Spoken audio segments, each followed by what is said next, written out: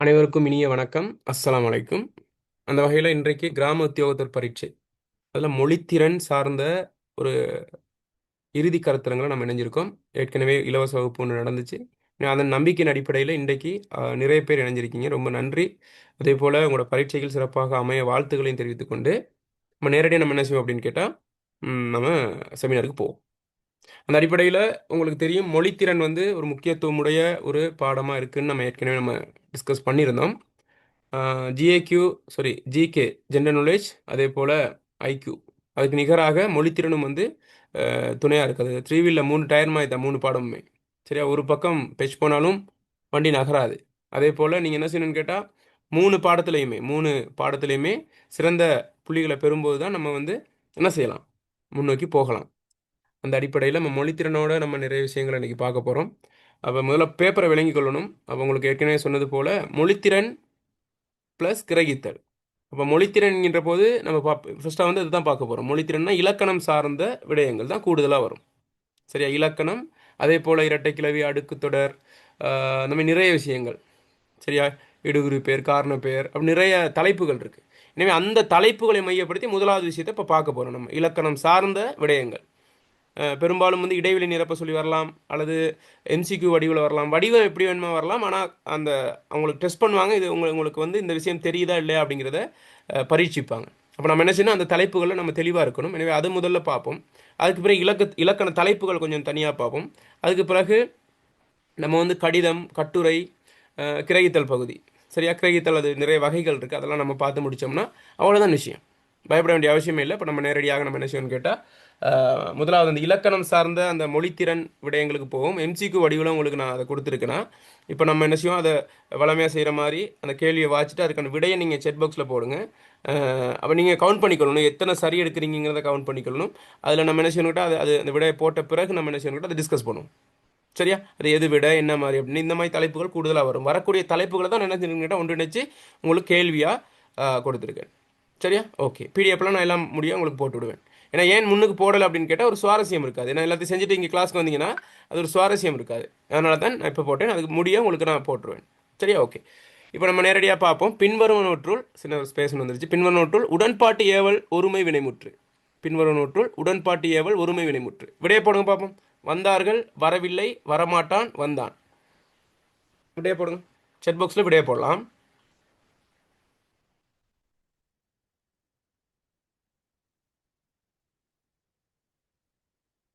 அதாவது நீங்கள் இலக்கத்தை மட்டும் போட்டீங்கன்னா சரி.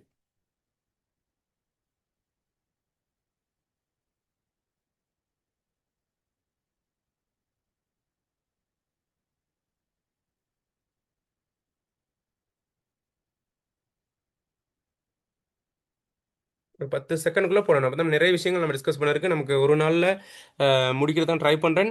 அப்படி இல்லாத பட்சத்தில் நான் இன்னொரு நாள் எடுப்பேன். சரியா, இன்னொரு அது ஒரு மணித்தியாலமோ அல்லது நமக்கு எவ்வளோ தூரம் முடிக்க முடியுமோ அதை முடிச்சிடும் இன்றைக்கு. அது மிகுதி இருந்தால் நம்ம நாளைக்கு காலையில் சரி அல்லது ஈவினிங் சரி நம்ம அதை முடிச்சு விட்ருவோம். சரியா, ஓகே. அப்புறம் பின்னொற்றில் உடன்பாட்டு ஏவல் ஒருமை வினைமுற்று. சரி, அப்போ பாருங்க, இதில் உடன்பாடு, ஏவல், ஒருமை 3 இலக்கண விஷயம், அதாவது 4 இலக்கண விஷயங்கள் வினைமுற்று. பாருங்க, உடன்பாடு என்பது பாசிட்டிவாக சொல்லக்கூடியது, நடந்தேன். நெகட்டிவாக சொன்னால் நடக்க மாட்டேன், நடக்கவில்லைன்னு வரும். ஏவல்னா ஒருத்தரை பணிக்கிறது, ஒரு வேலையை செய் அல்லது செய்யாதே அப்படிங்கிறது பணிக்கிறது. ஒருமைனா ஒன்று, அது எண்ணில் எண்ணை தான் நம்ம ஒருமை. இப்போ திணை, பால், எண்ணிடம், காலம் நம்ம இருக்குதுன்னு. திணைனா என்னது, உயர்திணை, அகிரிணை. பால் என்பது ஆண் பால், பெண் பால், அந்த அந்த வகைக்குள்ளே வரும். அப்போ அந்த மாதிரியான இந்த இலக்கணத்தை, இந்த இலக்கண தலைப்புகளை ஒன்றாக்கி கேட்குறாங்க. என்ன, உடன்பாட்டு ஏவல் ஒருமை வினைமுற்று அப்படின்னு பார்க்கும்போது வந்தார்கள் அப்படிங்கும்போது அது உடன்பாடு தான், அது நம்ம பிரச்சனை இல்லை, உடன்பாடு தான். ஆனால் ஏவலா அதை நம்ம என்ன செய்யலாது, பார்க்க இயலாது. அதே போல் ஒருமையாகவும் நம்ம என்ன செய்யலாது, அதை பார்க்கல, அது பன்மையாக இருக்குது, வினைமுற்றா இருக்குது. அப்போ இதில் ஒரு பாருங்க பார்ப்போம் எது சரியாக வரும்னு நினைக்கிறீங்க. வந்தார்கள், வரவில்லை, வரமாட்டான், வந்தான்.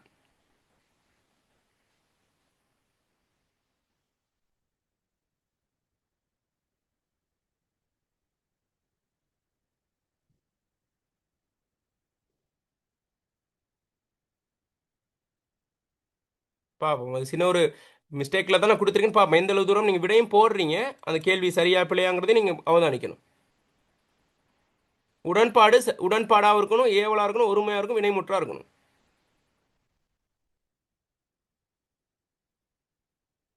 ஓகே, கவனிங்க. இதில் வந்து உடன்பாடு இருக்கு. இப்போ வந்தார்கள் உடன்பாடு, சரியா? வந்தான் உடன்பாடா இருக்கு. வரவில்லையும் வரமாட்டான்னு எதிர்மறையா இருக்கு. அது ஓகே. அடுத்து பாருங்க, ஏவலா இருக்கான்னு பாருங்க. ஏவல் இருக்கான்னு பாருங்க. இதுல வந்தார்கள் ஏவல் இருக்கா? வரவில்லையில ஏவல் இருக்கா? வரமாட்டான்ல ஏவல் இருக்கா? வந்தான்ல ஏவல். ஏவல்ங்கிறது வந்து வா, சரியா? இந்த அப்படிங்கிற மாதிரி வரக்கூடியது. அப்ப இதுல வந்து என்னது, அது விட இல்லை இதுல, சரியா? உடன்பாட்டு ஒருமை வினைமுற்று நம்ம பார்த்தோம்னா அப்படி பாருங்க. உடன்பாட்டு ஒருமை வினைமுற்று வந்தான், ஏவல்ங்கிறது இங்கே வராது, சரியா? ஓகே, அதை கொஞ்சம் பார்த்துக்கொள்ளணும். அதுக்கு கேள்வியில் ஒரு சின்ன ஒரு மிஸ்டேக். ஓகே, அடுத்தது போங்க. அடுத்தது போங்க. பின்வருவற்றுள் பொருத்தமற்ற தொகுதியை தெரிவு செய்க. பின்வருவனவற்றுள் பொருத்தமற்ற தொகுதியை தெரிவு செய்க. பின்வருவனவற்றுள் பொருத்தமற்ற தொகுதியை தெரிவு செய்க. கூட்டுப்பெயர் வானொலி, குதிரைப்படை கண்காட்சி. ஆக்கப்பெயர் கொடையாளி, புத்திசாலி, முயற்சி. கூட்டுவினை காட்டிக்கொடு, தந்தியடி, சுட்டிக்காட்டு. தெர்நிலை வினைமுற்று செய்தேன், படித்தானே, படித்தான். இதில் எது பொருத்தமற்றதோ அல்லது பிழையான தெரிவோ அதை தெரிவு செய்யுங்க.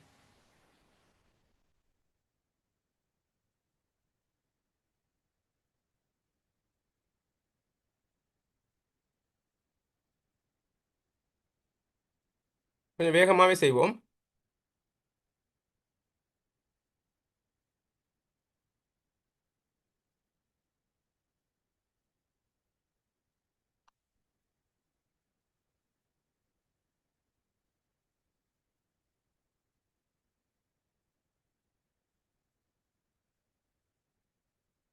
ஓகே, பாருங்க. கூட்டு பேரை நம்ம நான் படிப்பிச்சேன் உங்களுக்கு. கூட்டு பேருங்கிற விஷயத்தை நம்ம பார்த்தோம். பேரோட பேரும் வினையோட பேரும் வரக்கூடியது, சரி? அப்போ வானொலி அப்படிங்கிறது வந்து பேரோட பேர். வான்ங்கிறது ஒரு சொல், ஒலிங்கிறது ஒரு சொல், வானொலி. குதிரைப்படையும் பேர் பிளஸ் பேர் தான். குதிரை ஒரு பேரும் பேரும் சேர்ந்து வருது. கண்காட்சி அதுவும் என்னது, பேர் பிளஸ். அப்போ கூட்டு பேருங்கிறது சரி, அதில் எந்த ஒரு பிழையும் இல்லை. ஆக்க பேருங்கிறது ஒரு பேரோட விகுதியோ அல்லது வினையோட விகுதியோ வரக்கூடியது. அப்போ கொடை பிளஸ் ஆளிங்கிறது வந்து என்னது, ஒரு பேரோட விகுதி வருது. புத்திசாலி அப்படிங்கிறது வந்து என்னது, ஒரு பேரோட விகுதி வருது. முயற்சிங்கிறது முயல் பிளஸ் சி, ஒரு வினையோட விகுதி வருது. அப்போ ஆக்க பேரும் சரி. கூட்டு வினைங்கிறது வந்து நான் சொன்னேன், ரெண்டு வினையின் கூட்டா இருக்கும். ஏன்னா இப்போ காட்டிக்கொடு, தந்தியடி, சுட்டிக்காட்டு. அப்போ காட்டிக்கொடுங்கிறது வந்து கூட்டு வினையில வந்து வினை பிளஸ் வினை. காட்டு கொடு ரெண்டையும் சேர்த்தா காட்டிக்கொடு. அப்போ அதுவும் கூட்டு வினை சரி. தந்தியடி அப்படிங்கிறது வந்து கூட்டு வினை தான், பெயர் பிளஸ் வினைங்கிற அடிப்படையில். தந்திங்கிறது பெயர், அடிங்கிறது வந்து வினை. தந்தி அடிங்கிறது வந்து பெயர் பிளஸ் வினைங்கிற அடிப்படையில் இருக்கக்கூடிய கூட்டு வினை. சுட்டிக்காட்டு அப்படிங்கிறது வந்து வினை பிளஸ் வினை, சுட்டு காட்டு. அப்போ இதுவும் சரி. அடுத்து கடைசியா பாருங்க, தெர்நிலை வினைமுற்று அப்படிங்கிறது வந்து நல்லா ஞாபகம் வச்சுக்கணும். தெர்நிலை வினைமுற்று என்ன கேட்டா, சாதாரணமா நம்ம பயன்படுத்துறோம். வந்தான், போனான், நின்றான், சாதாரண வினை, அதுதான் தெர்நிலை. அதான் தெர்நிலை வினை. தெர்நிலை வினை முற்று அப்படின்னா அது முழுமை அடைஞ்சிருக்கும், சரியா? படித்தான், செய்தான், வந்தான், அப்படி. சரி, ஏன் இது தெர்நிலை வினைன்னு நம்ம தனியாக பார்க்குறோன்னு கேட்டால், அந்த குறிப்பு வினைன்னு ஒன்று இருக்கு பிள்ளை, குறிப்பு வினைன்னு. சரி, அது வந்து பழங்காலத்தில் தான் அது குறிப்பு வினை வந்து கையாளப்பட்டுச்சு. உதாரணமாக நல்லன், கரியன், சரியா? அந்த மாதிரி. அதை ஏன் குறிப்பு வினைன்னு சொல்கிறோம்னு கேட்டால், அது வந்து இப்போ வந்து ஒரு வினை வந்து இடைநிலையால் காலம் காட்டணும். இடைநிலை காலம் காட்டும் இடைநிலைகளால் தான் அது ஒரு வினை வந்து காலம் காட்டும். இப்போ கின்று, கிருங்கிறது வந்து நிகழ்காலம், சரியா? இப்போ அது வருகின்றான் அப்படிங்கிறோம், சரியா? வந்தான் அப்படிங்கிற இந்தி, வருவான்னா இவு, இது இடைநிலைகள். அப்போ இது கால இடைநிலைகளால் இருந்து காலம் காட்டுது.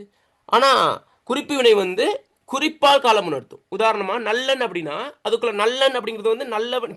இப்போ நடைமுறையில் நல்லவன் சொல்கிறத பழந்தமிழில் என்ன செஞ்சாங்க, நல்லன், சரி? அப்போ கருப்பன் அப்படிங்கிறத கரியன் அப்படிங்கிறது. அப்போ செல்வன் அப்படிங்கிறது. அப்போ எப்படின்னு கேட்டால், அப்போ அது எப்படி காலம் காட்டும் அப்படின்னு கேட்டால், குறிப்பாக சொல்லுவதன் மூலமாக. நேற்று நல்லன், இன்று நல்லன், நாளை நல்லன், சரியா? செல்வன் அப்படின்னா செல்வனாக இருந்தான், செல்வனாக இருக்கிறான், செல்வனாக இருப்பான் அப்படின்னு 3 காலத்துக்கு நம்ம குறிப்பாக சொல்லி தான் அந்த காலத்தை காட்டணுமே ஒழிய, அது தனியாக வந்து ஒரு குறிப்பிட்ட காலத்தை காட்டாது. அதுதான் என்னது, குறிப்பு வினைன்னு சொல்றது, அல்லது குறிப்பு வினை முற்றுன்னு சொல்லுது. அப்போ அதற்கு நேரடியானது தான் என்னது, கால இடைநிலைகளால் காலம் காட்டக்கூடியது தான் இந்த தெர்நிலை வினைன்னு சொல்றது. அப்போ தெர்நிலை வினைங்கிறது இதில் வந்து செய்தேனும் படித்தானும் என்னது, தெர்நிலை வினை. படித்தானை அப்படிங்கிறது வந்து என்னது, படித்தானை அப்படின்னு ஒரு சொல் எதை இதில் பார்க்குறோம்? படித்தானைன்னு ஏதாவது ஒரு சொல் இருக்கா? படித்தவனைன்னு சொன்னால் சரி. படித்தானைங்கிறது ஒரு சம்பந்தம் இல்லாத ஒரு சொல். எனவே இதில் வந்து சம்பந்தம் இல்லை இதில். அப்போ அதுதான் பிழை.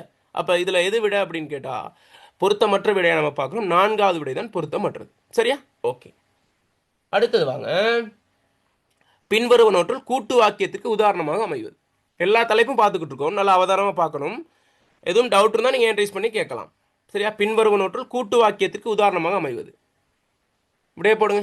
மேகம் கலைந்தது, மழை பெய்தது, சிறு சில எழுத்துப்பில் இருக்கும், அதை யோசிக்காதீங்க. வெள்ளம் பாய்ந்தது, மயில் அழகாக ஆடியது, பாரதி ஒரு மகாகவி என்பது ஆய்வாளர் முடிவாகும், கண்ணன் குழல் ஊதினான்.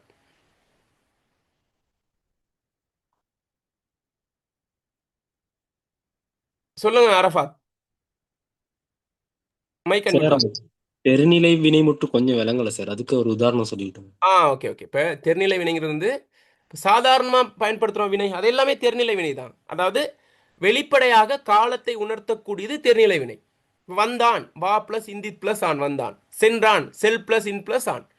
சரியா? நடந்தான், நட பிளஸ் இந்தித் பிளஸ் ஆன். அப்போ நம்ம பயன்படுத்துகிற வினை சொற்கள் சாதாரண வினை சொற்கள். ஓடினான், பாடினான், நின்றான், வந்தான், தூங்கினான், இதெல்லாம் தெர்நிலை வினை. தெர்நிலை வினை குறி என்னது? வெளிப்படையாக காலம் உணர்த்தக்கூடியது. அப்போ காலம் உணர்த்தக்கூடிய அந்த இடைநிலைகள் தெளிவாக தெரியும், அதான் தெரியக்கூடியது தெரிநிலை. சரியா? ஆனால் குறிப்பு வினை வந்து காலம் வந்து என்ன செய்யாது, தெரியாது, நம்ம குறிப்பால் உணர்த்தணும். நல்லன்னா நேற்று நல்லன், இன்று நல்லன், நாளை நல்லன், கறி. இப்போ யூஸ் பண்ணுறது இல்லை, அது குறிப்பு வினைங்கிறத யூஸ் பண்ணுறதே இல்லை இப்போ. ஆனால் பழந்தமிழ் அப்படி ஒன்று இருந்தனால இப்போ நம்ம என்ன அதை இலக்கணத்தை நம்ம என்ன செய்யலை, தொல்காப்பியர் உருவாக்குனது தானே. எனவே அதை நம்ம விட்டுட்டு போயிட்டோம்னா அவரை மதிக்காத மாதிரி, இலக்கணத்தை உருவாக்குனவரே மதிக்காத மாதிரி. அதனால் அதை இன்னும் இலக்கணத்தில் படித்து கொண்டிருக்கோம், ஆனால் நடைமுறையில் இல்லை. ஏன்னா அதனால தான் இதை வந்து நம்ம வினைன்னு சொல்லாமல் தெர்நிலை வினைன்னு சொல்கிறேன்னா, அது குறிப்பு வினைன்னு இருக்கிறனால, குறிப்பால் காலம் உணர்த்தக்கூடியது இருக்கிறனால தான் இது வெளிப்படையாக காலம் உணர்த்தக்கூடியதை நம்ம இன்னொரு பிரிவாக பார்த்து தெர்நிலை வினைன்னு சொல்கிறோம். சரியா? சாதாரணமாக பயன்படுத்தக்கூடிய எல்லா வினையும் வந்து தெர்நிலை வினை தான். தெளிவா? ஹேண்ட் பண்ணுங்க அரஃபாத், ஹேண்ட் பண்ணி வைங்க. தெளிவாயிடுச்சா? ஆமாம் சார். ஓகே. அப்படி டவுட் கேளுங்க, ஹேண்ட் பண்ணி நீங்கள் கேளுங்க, நான் அன்மியூட் பண்ணி விடுவேன். சரியா? ஓகே. அடுத்து, பேச்சு போட்டியில் குமரன் முதலாம் பரிசு பெற்றான். இங்கு பரிசு என்பது எழுவாய், பயனிலை, செயற்படு பொருள், அடைமொழி. விடைய போடுங்க 4வதுக்கு. நான் சொல்ல விடைய 4வதுனா அதுக்கு விடைய போடுங்க. நம்ம அது டிஸ்கஸ் பண்ண பிறகு அடுத்ததுக்கு போவோம். அப்போ 5வதுக்கு அடுத்து விடைய போடலாம். ஓகே. பேச்சு போட்டியில் குமரன் முதலாம் பரிசு பெற்றான்.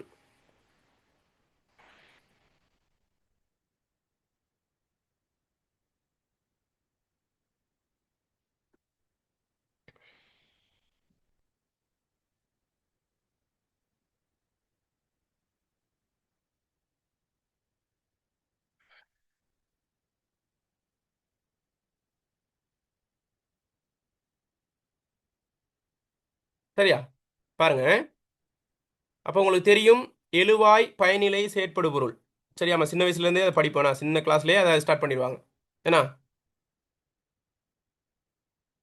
வேறு என்ட்ரைஸ் பண்ணிடுறீங்களா? ஏசி 122 என்னது எதுவும் சொல்லுங்கள், பேசுங்க. உங்களோட பேர் போட்டு வாங்க, நீங்கள் குரூப்பில் போட்டீங்க. சொல்லுங்கள். Okay sir. 3வது கேள்வி நம்ம டிஸ்கஸ் பண்ணல சார் இன்னும். மூண்டா sorry sorry sorry sorry sorry sorry sorry கவனிக்கலாம். 3வது பார்க்காம 4வது போயிட்டு. ஓகே. பின்னொன்றில் கூட்டு வாக்கியத்துக்கு உதாரணமாக அமைவது. சரியா? அப்போ பின்னொன்றில் கூட்டு வாக்கியத்துக்கு உதாரணமாக 3வதுக்கான விடைய போடும். சரியா? நானும் கொஞ்சம் கீழே போயிட்டேன். மேகம் கலைந்தது, மழை பெய்தது, வெள்ளம் பாய்ந்தது, மயில் அழகாக ஆடியது, பாரதி ஒரு மகாகவி என்பது ஆய்வாளர் முடிவாகும், கண்ணன் குழல் ஊதினான். ஓகே. அதில் பாருங்க, இப்போ உங்களுக்கு நான் கடைசி கிளாஸ்ல நான் சொன்னேன் என்னன்னா, தனி வாக்கியம், கூட்டு வாக்கியம், கலப்பு வாக்கியம் அப்படிங்கிறத பற்றி நம்ம பார்த்தோம். தனி வாக்கியங்கிறது ஒரு எழுவாயும் ஒரு பயனிலையும் சேர்ந்து வரக்கூடியது. நான் ஓடினேன். சரியா? இப்போ சின்ன எனது ஆரம்ப காலத்துல எல்லாம் சிலபஸில் உதாரணம் ஒன்று இருக்கும், கந்தன் மாட்டை அடித்தான். ஒரு எழுவாய் பயனிலை செயற்படும் பொருள் சொல்கிறது. கந்தன் என்பது எழுவாய், மாட்டை என்பது என்னது செயற்படு பொருள், அடித்தானுங்கிறது பயனிலை அப்படின்ட்டு. அடுத்து குமார் வந்தான், குமார் வீட்டுக்கு வந்தான்னு இப்போ நம்ம படித்து கொண்டிருக்கோம். சரியா? ஓகே. அப்போ உதாரணங்கள் மாறுபடும். அப்போ தனி வாக்கியங்கிறது ஒரு செயற்பாடை சொல்லக்கூடிய அளவில் இருக்கும். ஒரு எழுவாயும் ஒரு பயனிலையும் ஒரு செயற்படும் பொருளும் குறைந்தது இருக்கும், அல்லது ஒரு எழுவாயும் ஒரு பயனிலையும் குறைந்தது இருக்கும். ஒரு எழுவாய் பயனிலை செயற்படும் பொருளோடு இருக்கிறதும் என்னது தனி வாக்கியம் தான். சரியா? அப்போ தனி வாக்கியம், கூட்டு வாக்கியம், கலப்பு வாக்கியம்னு பார்க்கும்போது தனி வாக்கியத்தை தனியாக நம்ம பிரித்து பார்க்குறோம், கூட்டு வாக்கியத்தையும் கலப்பு வாக்கியத்தையும் 2வது கட்சியாக நம்ம பார்க்குறோம். ஏன்னா இது வந்து ஒரு நான் ஏற்கனவே சொன்னது மாதிரி ஒரு தனிநிலை தொடரால் ஆன வாக்கியம் தனி வாக்கியம். ஏன்னா நான் சொல்லியிருந்தேன் குமார் அப்படிங்கிறது வந்து ஒரு பெயர் தொடர், வந்தான் அப்படிங்கிறது வந்து ஒரு வினைத்தொடர். சரியா பாருங்க, ஒரு சொல்ல தொடர்னு சொல்லுவோம். குமார் வந்தான் அப்படிங்கிறது வந்து குமார் வந்தான் அப்படிங்கிறது என்னது, ஒரு ஒரு வாக்கிய தொடர். சரியா, அப்ப ஒரு வாக்கிய தொடர். எனவே ஒரு வாக்கிய தொடரால் ஆன வாக்கியம் தனி வாக்கியம். சரியா, ஓகே. ஒரு வாக்கிய தொடரால் ஆன வாக்கியம் தனி வாக்கியம். அந்த அந்த வாக்கிய தொடருக்குள்ள ஒரு பெயர் தொடரும் வினை தொடரும் இருக்கும். கூட்டு வாக்கியம் கலப்பு வாக்கியம் அப்படிங்கும்போது ஒன்றுக்கு மேற்பட்ட வாக்கிய தொடர்களால் ஆன வாக்கியம் கூட்டு வாக்கியம் அல்லது கலப்பு வாக்கியம். சரியா, விளங்குதா? ஓகே. அப்ப இந்த கூட்டு வாக்கியத்துக்கும் கலப்பு வாக்கியத்துக்கும் உள்ள வித்தியாசம் என்னன்னு கேட்டா, சமநிலை தொடர்களால் ஆன வாக்கியம் கூட்டு வாக்கியம், தலைமை தொடரும் சார்பு தொடரும் இருக்கிறது வந்து என்னது, கலப்பு வாக்கியம். அப்ப சமநிலை தொடர்னா என்னது பாருங்க, இந்த பாருங்க, மேகம் கலைந்தது, மழை பெய்தது, வெள்ளம் பாய்ந்தது. இதுல பாருங்க வெவ்வேறு எழுவாய்கள். மேகம் ஒரு எழுவாய், மழை ஒரு எழுவாய், வெள்ளம் ஒரு எழுவாய், வெவ்வேறு எழுவாய். அதே போல வெவ்வேறு பயனிலை, கலைந்தது, பெய்தது, பாய்ந்தது. இதை நம்ம என்ன செய்யலாம், இப்ப தனியா பார்க்கலாம், அதை கூட்டாவும் சேர்க்கலாம். மேகம் கலைந்து மழை பெய்து வெள்ளம் பாய்ந்தது அப்படின்னு சேர்த்து எழுதலாம். சரியா, அல்லது தனித்தனியாக எழுதலாம். அப்ப என்னத்தான் நம்ம சேர்த்து எழுதினாலும் தனித்தனியாக எழுதினாலும் அது அந்த அந்த ஒவ்வொன்றும் தனித்துவத்தோடு இருக்கும். சரியா, மேகம் கலைந்ததுங்கல அது தனியான விஷயம், மழை பெய்ததுன்னா அது ஒரு தனியான விஷயம், வெள்ளம் பாய்ந்ததுன்னா அது ஒரு தனியான விஷயம். சரியா, அப்போ ஒரு வாக்கியத்தோட இன்னொரு வாக்கியத்தோட என்ன செய்யாது, டிஸ்டர்ப் பண்ணாது. ஒரு வாக்கியத்தொடர் முடிகிறதுக்கு இன்னொரு வாக்கியத்தொடர் எதிர்பார்க்காது. இதுதான் சமநிலை தொடர், அதுதான் கூட்டு வாக்கியம்னு சொல்றோம். ஆனா கலப்பு வாக்கியம் அப்படிங்கிறது வந்து தலைமை தொடரும் சார்பு தொடரும் இருக்கக்கூடியது. ஒரு வாக்கியத்தின் நிறைவுக்கு இன்னொரு வாக்கியம் துணையா இருக்கும், அதுதான் துணைநிலை தொடருங்கிறோம் அல்லது சார்பு தொடருங்கிறோம். அந்த வாக்கியத்தின் பிரதான அம்சம் தான் என்னது, தலைமை தொடருங்கிறோம். இதுல பாருங்க எந்த வாக்கியம் வந்து கலப்பு வாக்கியமா இருக்குன்னு பார்த்தா, இது பாரதி ஒரு மகாகவி என்பது ஆய்வாளர் முடிவாகும். இதுல தலைமை தொடர் எது சொல்லுங்க பாப்போம், இதுல தலைமை தொடர் எது, யாராவது ஹேண்ட்ரைஸ் பண்ணுங்க. தலைமை தொடர் எது இதுல, ஹேண்ட்ரைஸ் பண்ணி சொல்லலாம். நீங்க ஹேண்ட்ரைஸ் பண்ணி நான் மைக் அன்மியூட் பண்ணுவேன். பாரதி ஒரு மகாகவி என்பது ஆய்வாளர் முடிவாகும்ல, எது தலைமை தொடர் சொல்லுங்க ஜோயல்.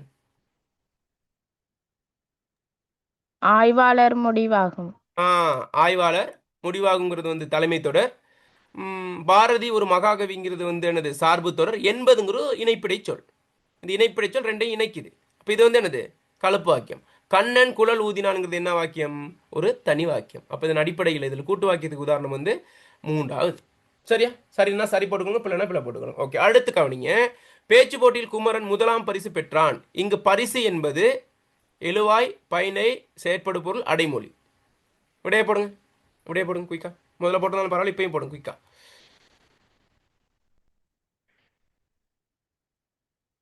பேச்சு போட்டியில் குமரன் முதலாம் பரிசு பெற்றான்.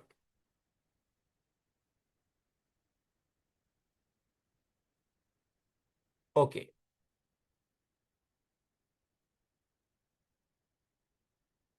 ஓகே. ஒரு வாக்கியத்தை நம்ம எடுத்துக்கொண்டால் சரியா, அதுல வந்து நம்ம ஒரு ஒரு ஒரு ஒரு ஒரு தனி வாக்கியத்தில் அது 3 அம்சம் வெளிப்படை அப்படியே நிற்கும். ஏன்னா பிரதானமா வந்து எழுவாயும் பயனிலையும் இருக்கும்.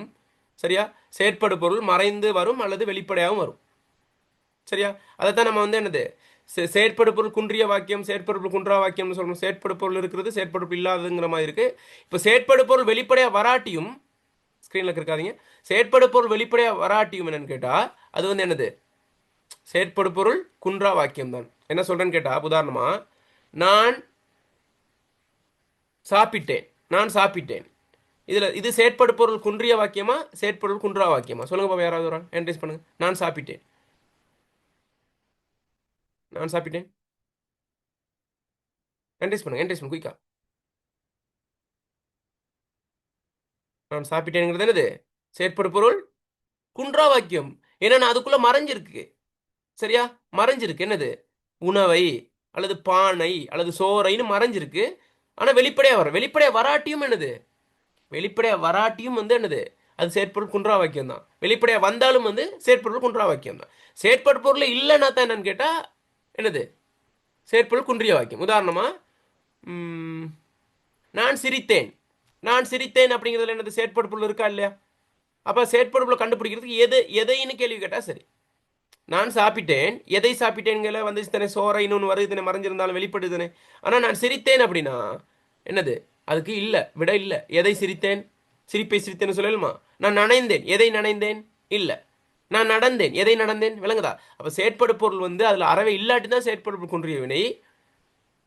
சரியா, செயற்படு பொருள் அதில் மறைந்திருந்தாலோ அல்லது வெளிப்பட்டு வந்தாலும் அது செயற்பொருள் குன்றா வினை. ஓகே, அதை நான் கொஞ்சம் பார்த்துக்கொள்ளுங்க, அதெல்லாம் வரக்கூடியது. அப்போ பேச்சு போட்டியில் குமரன் முதலாம் பரிசு பெற்றான். இங்கு பரிசு என்பது எழுவாயா, பயனிலையா, செயற்படு பொருளா, அடைமொழியா அப்படின்னா, அப்போ நம்ம என்னது இதில் பரிசு தானே.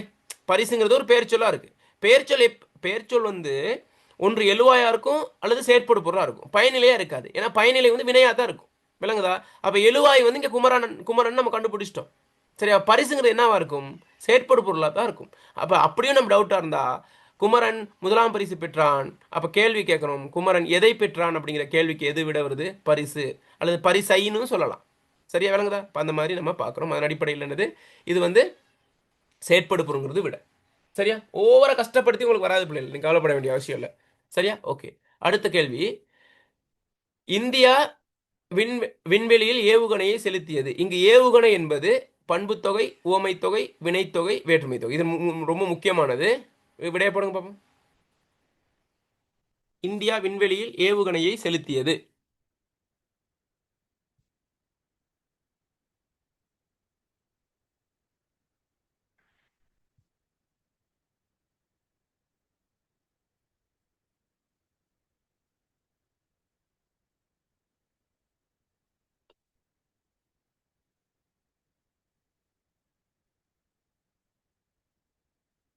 ஓகே, பாப்போம். அதாவது தொகைச்சொல்னு ஒன்று இருக்கு. தொகைச்சொல் தொகைச்சொல் கேட்டா தொக்கு நிக்கிறது. தொக்கு நிக்கிறது மறைந்து இருக்கிறத தொகைச்சொல்னு சொல்லுவோம். மறைந்து நிக்கிறது. பாட்டு கூட இருக்கு, மறைந்திருந்து பார்க்கும் மருமம் என்ன அப்படின்னு ஒரு பாட்டு இருக்கு தெரியுமா. அப்ப மறைந்து நிற்கும். எது மறைந்து நிற்கும், ஒரு உருபு மறைஞ்சிருக்கும். எந்த உருபு, அது அந்த தொகையை பொறுத்தது. பண்பு தொகையா இருந்தால் பண்பு உருபு மறைஞ்சிருக்கும், ஓமை தொகையா இருந்தா ஓமை உருபு மறைஞ்சிருக்கும், வினை தொகையா இருந்தா காலம் காட்டும் இடைநிலையும் பேரச்ச விகுதியும் மறைஞ்சிருக்கும், வேற்றுமை தொகையா இருந்தா வேற்றுமை உருவும் மறைஞ்சிருக்கும். அதுதான் வேற்றுமை தொகைங்கிறோம், மறைஞ்சிருக்கும். இப்போ பண்பு தொகையில பண்பு, உதாரணமா வட்டமான மேசை. வட்டமான மேசை அப்படிங்கிறத நம்ம விரிவா சொன்னா வட்டமான மேசைன்னு சொல்லுவோம். விரிவு இல்லாம சொன்னோம்னா எப்படி வரும், வட்ட மேசைன்னு சொல்லுவோம். சரியா, ஓகே. மைக்கை கொஞ்சம் நான் அன்மியூட்டில் வைக்கிறேன்னு, நீங்கள் பேசுங்க. நான் மட்டும் பேசுறது வந்து நல்ல ஒரு இன்ட்ரெஸ்டாக இருக்காது. நீங்களும் பேசுங்க, ஆனால் ஒரு ஆள் பேசும்போது ஒரு ஆள் என்னது பேசாதீங்க, மாற்றி மாற்றி பேசுங்க. மற்றது இடையில சம்மந்தம் இல்லாமல் மைக்கை அன்மியூட் பண்ணிட்டு இருக்கக்கூடாது. அதனால தான் கிளாஸ் டிஸ்டர்ப் ஆகும். அதனால் இப்போ நான் உங்களுக்கு அன்மியூட் பண்ணுறதுக்கான ஆப்ஷனை கொடுக்குறேன், பேசலாம் நீங்கள். சரியா, ஓகே. அப்போ இப்போ நம்ம பண்பு தொகை அப்படிங்கும்போது, சரியா, வட்டமான மேசை. சரியா, வட்டமான மேசை, வட்ட மேசை, ரெண்டு விஷயங்கள் தானே. அப்ப வட்டமான மேசைக்கும் வட்ட மேசைக்கும் வித்தியாசம் இருக்கா இல்லையா? வேற வேற விஷயமா வட்டமான மேசைங்கிறதும் வட்ட மேசைங்கிறதும்? இல்ல, ஒரே விஷயம் தான். ஒரே விஷயம்தான். அதுல என்ன டிஃபரெண்ட் அப்படின்னு கேட்டா, ஒண்ணுல பண்புர்வு வருது, ஒன்னொன்னுல வல்ல. அப்ப பண்புர்வு வெளிப்பட்டு நின்றால் அது பண்பு விரிவா வந்துருச்சு. மறைந்திருந்தால் அது பண்பு தொகை. சரியா, அப்ப வட்ட மேசைங்கிறது, வட்ட மேசை அப்படின்னுங்கிறதுல, வட்ட மேசை அப்படிங்கும்போது வட்ட மேசை வந்து என்னது, ஒரு பண்பு தொகை. சரியா, அதே மாதிரி வேற சொல்லுங்க பாப்போம், வேற சொல்லுங்க, வேற பண்பு தொகை சொல்லுங்க. ஜனாதிபதி மஹிந்த. ஜனாதிபதி மஹிந்த. வேற கருங்கூந்தல். கருங்கூந்தல், கருமையான கூந்தல கருங்கூந்தல்னு சொல்றோம். சரியா, இந்த மாதிரி வர்றது வட்டமேசை, கருங்கூந்தல். சரியா, அந்த மாதிரி. சரியா, ஓகே. இதுல இந்த பண்பு தொகையில இரு பெயரொட்டு பண்பு தொகைன்னு ஒன்று இருக்கு. இரு பெயரொட்டு பண்பு தொகை யாராவது தெரியுமா? இரு பெயரொட்டு பண்பு தொகை என்னன்ட்டு, இரு பெயரொட்டு பண்பு தொகை யாராவது சொல்லுங்க பாப்போம். இரு பெயரொட்டு பண்பு தொகை என்னன்ட்டு. ஆரை பாம்பு சார். இல்ல, அதுக்கு விளக்கத்தை கேட்கிறேன். எதனால அது இரு பெயரொட்டு பண்பு தொகைன்னு சொல்றோம், விளங்கிட்டீங்கன்னா சரி. அப்ப நம்ம எந்த கேள்வி கேட்டாலும் உங்களுக்கு விட அளிக்கக்கூடியதா இருக்கும். அதாவது சொல்லுங்க புண்ணிய செல்வி, உங்களுக்கு டியூட்டருக்கு நான் அனுப்புறேன், நோட்ஸ் எல்லாம் இருக்குதுக்கலாம், நான் நோட்ஸ் எல்லாம் தனியாக அனுப்புறேன். ஒரு பொது பெயரோடு சிறப்பு பெயரோ அல்லது சிறப்பு பெயரோடு பொது பெயரோ வாருது. உதாரணமா நீங்க சாரைப்பாம்புன்னு சொன்னீங்க தானே, அது ஏன் வந்து இரு பெயரோடு பண்பு தொகைனா, சாரை பாம்பு சரியா? சாரை, பாம்புன்னு இருக்கு. பாம்புங்கிறது ஒரு பொது பெயர். பாம்புங்கிறது பொதுவான ஒரு விஷயம். அதில் ஒரு ஒரு ஒரு பிரிவு தான் சாரை. விரியன் பாம்பு, வேற பாம்பு சொல்லுங்க பாப்போம், வேற என்ன, மலைப்பாம்பு அப்படிங்கிற அதில் ஒரு வகை தான் என்னது இந்த சாரை, மலை, விரியன்லாம். அப்போ எல்லாத்துக்கும் பொதுவானது பாம்பு.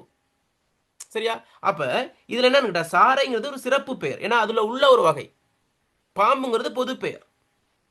சரியா? அப்ப சிறப்பு பெயரோட பொது பெயர் வருது.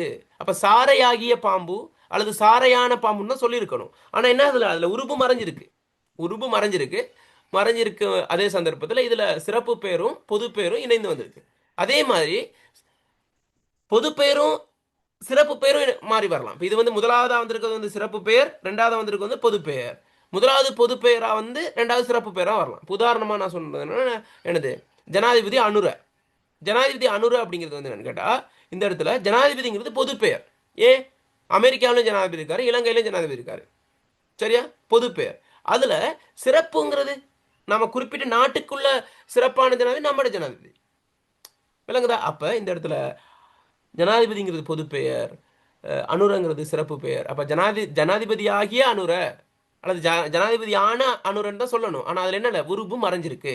உருபு மறைஞ்சிருக்கணும். பொது பெயரும் சிறப்பு பெயரும் பக்கத்து பக்கத்தில் வரலாம், அல்லது சிறப்பு பெயரும் பொது பெயரும் பக்கத்து பக்கத்தில் வரலாம். விளங்கிடுச்சா? இரு பெயரோட்டு பண்பு தொகை என்னன்ட்டு தெளிவாயிடுச்சா உங்களுக்கு? ஆம் சார். ஓகே. அடுத்து உவமை தொகை. உவமை தொகை என்னன்னு கேட்டா, உவமை உருவு மறைஞ்சிருக்குது.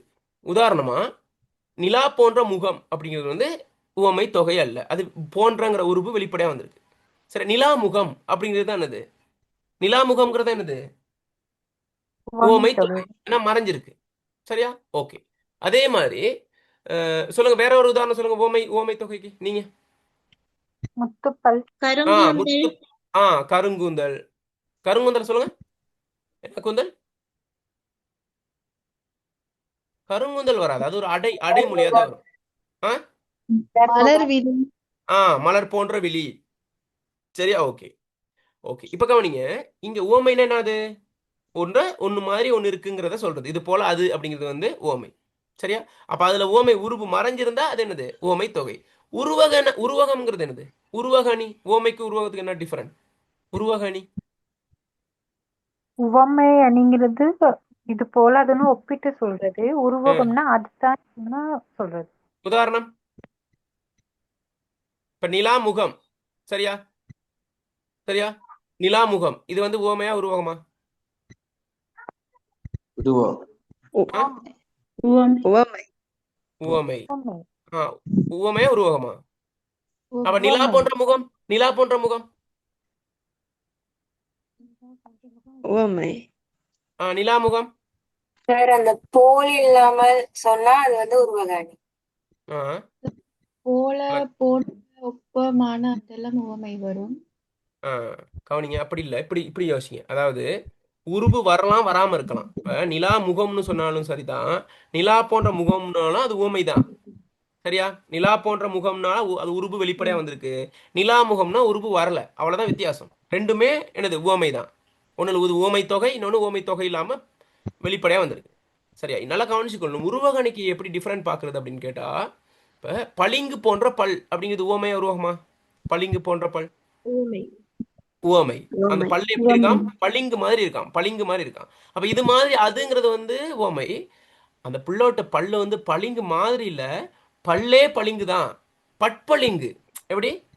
பட்பளிங்கு பாருங்க, டபுள் பின்னுக்குள்ள முன்னுக்கு வந்துடும், பட்பளிங்கு. பளிங்கு போல பல்லு இல்ல, பல்லே என்னது, பளிங்கு தான் அப்படிங்கிறது தான் உருவகணி. நிலா போன்ற முகம்ங்கிறது உவமை. சரியா? நிலா முகங்கிறது உவமை. அவன் முகம் முகநிலா, அது முகநிலாடா, அது வந்து என்னது, முகமே நிலா அப்படிங்கிற மாதிரி வருது. விளங்குதா ரெண்டுக்கும் டிஃபரெண்ட் எப்படின்ட்டு? விளங்குதா? ரெண்டு இது போல அதுங்கிறது உவமை, அதுதான் அது அப்படிங்கிறது வந்து என்னது, உருவகம். உருவகம், விளங்குதா? டிஃபரெண்ட் விளங்கிக்கொள்ளணும். அப்போ நீ உருவு இல்லாம பார்த்துட்டு இது வந்து உருவகம்னு சொல்லக்கூடாது, அது மாறி வரணும். அதை வந்து ஒன்னா ஆக்குறது. விளங்குதா? ஓகே. அது என்னது, உவமை உருவகம். வினைத்தொகைன்னா என்ன? வினைத்தொகைங்கிறது என்னது, என்ன என்ன விஷயம் வினைத்தொகை? காலம் காட்டாது சார். நல்லா கவனிச்சுக்கொள்ளுங்க. வினைத்தொகைங்கிறது என்னன்னு கேட்டா இப்படி வரும். இப்ப இப்ப மறைஞ்சிருக்குது. இப்ப பண்பு தொகையில பண்பு உருவு மறைஞ்சிருச்சு, ஓமை தொகையில ஓமை உருவு மறைஞ்சிருந்துச்சு. வினைத்தொகையில என்ன மறைஞ்சிருக்கணும்? வினை என்ன மறைஞ்சிருக்கும்? என்ன உருவு மறைஞ்சிருக்கும்? வினை மறைஞ்சிருக்கா? வினை என்ன என்ன உருவு தான் மறைஞ்சிருக்கணும். என்ன உருவுங்கிறத இங்க ரெண்டு மறைஞ்சிருக்கும், ரெண்டு உருவு மறைஞ்சிருக்கும். என்னன்னு கேட்டா முதலாவது காலம் காட்டும் இடைநிலை, காலம் காட்டும் இடைநிலை மறைஞ்சிருக்கும். காலம் காட்டும் இடைநிலையும் பேரெச்ச விகுதியும் மறைஞ்சிருக்கும், பேரெச்ச விகுதியும் மறைஞ்சிருக்கும். காலம் காட்டும் இடைநிலையும் பேரெச்ச விகுதியும் மறைந்திருக்கும். சரியா? மறைந்திருந்து ஒரு வினையும் பெயரும் பக்கத்து பக்கத்தில் வாரது. உங்களுக்கு குழம்புறமா இருக்கு. இப்போ கவனிங்க. இப்போ உங்களுக்கு உதாரணம் பார்த்தா டக்குன்னு சொல்லிடுவீங்க. இப்போ சுடு சுடு சோறுன்னு இருக்கு, சுடு சோறுன்னு இருக்கு. இதில் பாருங்க, சுடுசோறுங்கிறது வந்து என்னது? சுடுசோறுங்கிறது என்னது? சோறு சூடாக இருக்குங்கிறதுன்னு அர்த்தம். ஓகே. ஆனால் இது என்னன்னு கேட்டால் இது 3 காலத்துக்கும் வரும். சுடுசோறுங்கிறது பொதுவான ஒரு ஒரு அமைப்பில் இருக்குது சுடுசோறு. அதை நம்ம நிகழ்காலமாக பார்த்தா சுடுகின்ற சோறு, இறந்த காலமாக பார்த்தா சுட்ட சோறு, எதிர்காலமாக பார்த்தா சுடப்போற சோறு. சுடப்போற அல்லது சுடும் சோறு, சோறு சுடும் சோறு, சுடப்போற சுடும் சோறு. ஓகே. அப்போ இது பாருங்க, இந்த வினைத்தொகைங்கிறது வந்து என்னன்னு கேட்டால் 3 காலத்துக்கும் வரக்கூடியது, 3 காலத்தையும் ஏற்கக்கூடியது. இது ஒரு குறிப்பிட்ட காலம் வந்து சொந்தம் கொண்டாட இயலாது. நிகழ்காலம் மட்டும் சொந்தம் கொண்டாட இயலாது, இறந்த காலம் மட்டும் சொந்தம் கொண்டாட இயலாது, எதிர்காலம் மட்டும் சொந்தம் 3 காலத்துக்கும் பொதுவான ஒன்று தான் இந்த வினைத்தொகை. அப்போ இதுக்குள்ள என்னென்ன மறைஞ்சிருக்குன்னு கேட்டால் காலம் காட்டும் இடைநிலையும், காலம் காட்டும் இடைநிலையும் பேரெச்ச விகுதியும் மறைஞ்சிருக்குமா. நல்லா கவனிங்க. இங்கே பாருங்க, ரைட், கவனிங்க. சுடு சோறு எடுப்போம், சுடு சோறு எடுப்போம், சுடு சோறுன்னு இருக்கு, ரெண்டு எடுப்போம். இதை நிகழ்காலமா பார்த்தா என்னது? சுடுகின்றதனே. அப்ப அது கின்றங்கிறத பிரிச்சோம்னா கின்றுங்கிற நிகழ்கால இடைநிலையும் அப்படிங்கிற பேரச்ச விகுதியும். பேரச்ச விகுதி என்னது? பேரச்சம்ங்கிறது என்னது? ஒரு முற்றுப்பெறாத ஒரு வினை ஒரு பெயர் சொல்ல கொண்டு முடிகிறது. என்ன புதிய உதாரணமானது? படித்த மாணவன், படித்தங்கல ஆனா வருதா? அந்த ஆனாங்கிறது என்னது? ஆங்கிறது வந்து பேரச்ச விகுதி. கின்றுங்கிறது நிகழ்காலம், நிகழ்கால இடைநிலை. சரியா? அப்ப பாருங்க, இது நிகழ்காலமா பார்த்தா கின்றுங்கிற கால இடைநிலையும் ங்கிற பேரச்ச விகுதியும் மறைஞ்சிருக்கு. அதே நீங்க இறந்த காலமா பாருங்க, சுடுசோற இறந்த காலமா பார்த்தா சுட்ட சோறு. அப்ப என்னென்ன மறைஞ்சிருக்கும்? இட்ங்கிற கால இடைநிலையும் ஆனாங்கிற பேரச்ச விகுதியும் மறைஞ்சிருக்கும். எதிர்காலமா பார்த்தா சுடும் சோறுங்கல உம்மும் மறைஞ்சிருக்கும், உம்ங்கிறது மறைஞ்சிருக்கும். இந்த உம்ங்கிறது தான் என்னன்னு கேட்டா எதிர்கால, இது வந்து பேரச்ச விகுதி, எதிர்கால பேரச்ச விகுதி தான் உம். சேம் டைம் நம்ம அதே தான் இது காலம் காட்டும் இடைநிலையும், எதிர்காலத்தை காட்டக்கூடிய இடைநிலை அல்ல, இது எதிர்காலத்தை காட்டுறது விகுதி தான். இந்த இதுல உம்ங்கிறது விகுதி தான் காலம் காட்டுது. வளமையா நம்ம வந்து என்னது காலம் காட்டுறது இடைநிலையா தானே பார்த்துக்கிட்டு இருந்தோம். இந்த உம்முங்கிறது வந்து விகுதி, ஆனா இந்த சொல்லுல இந்த விகுதி தான் காலம் காட்டுது.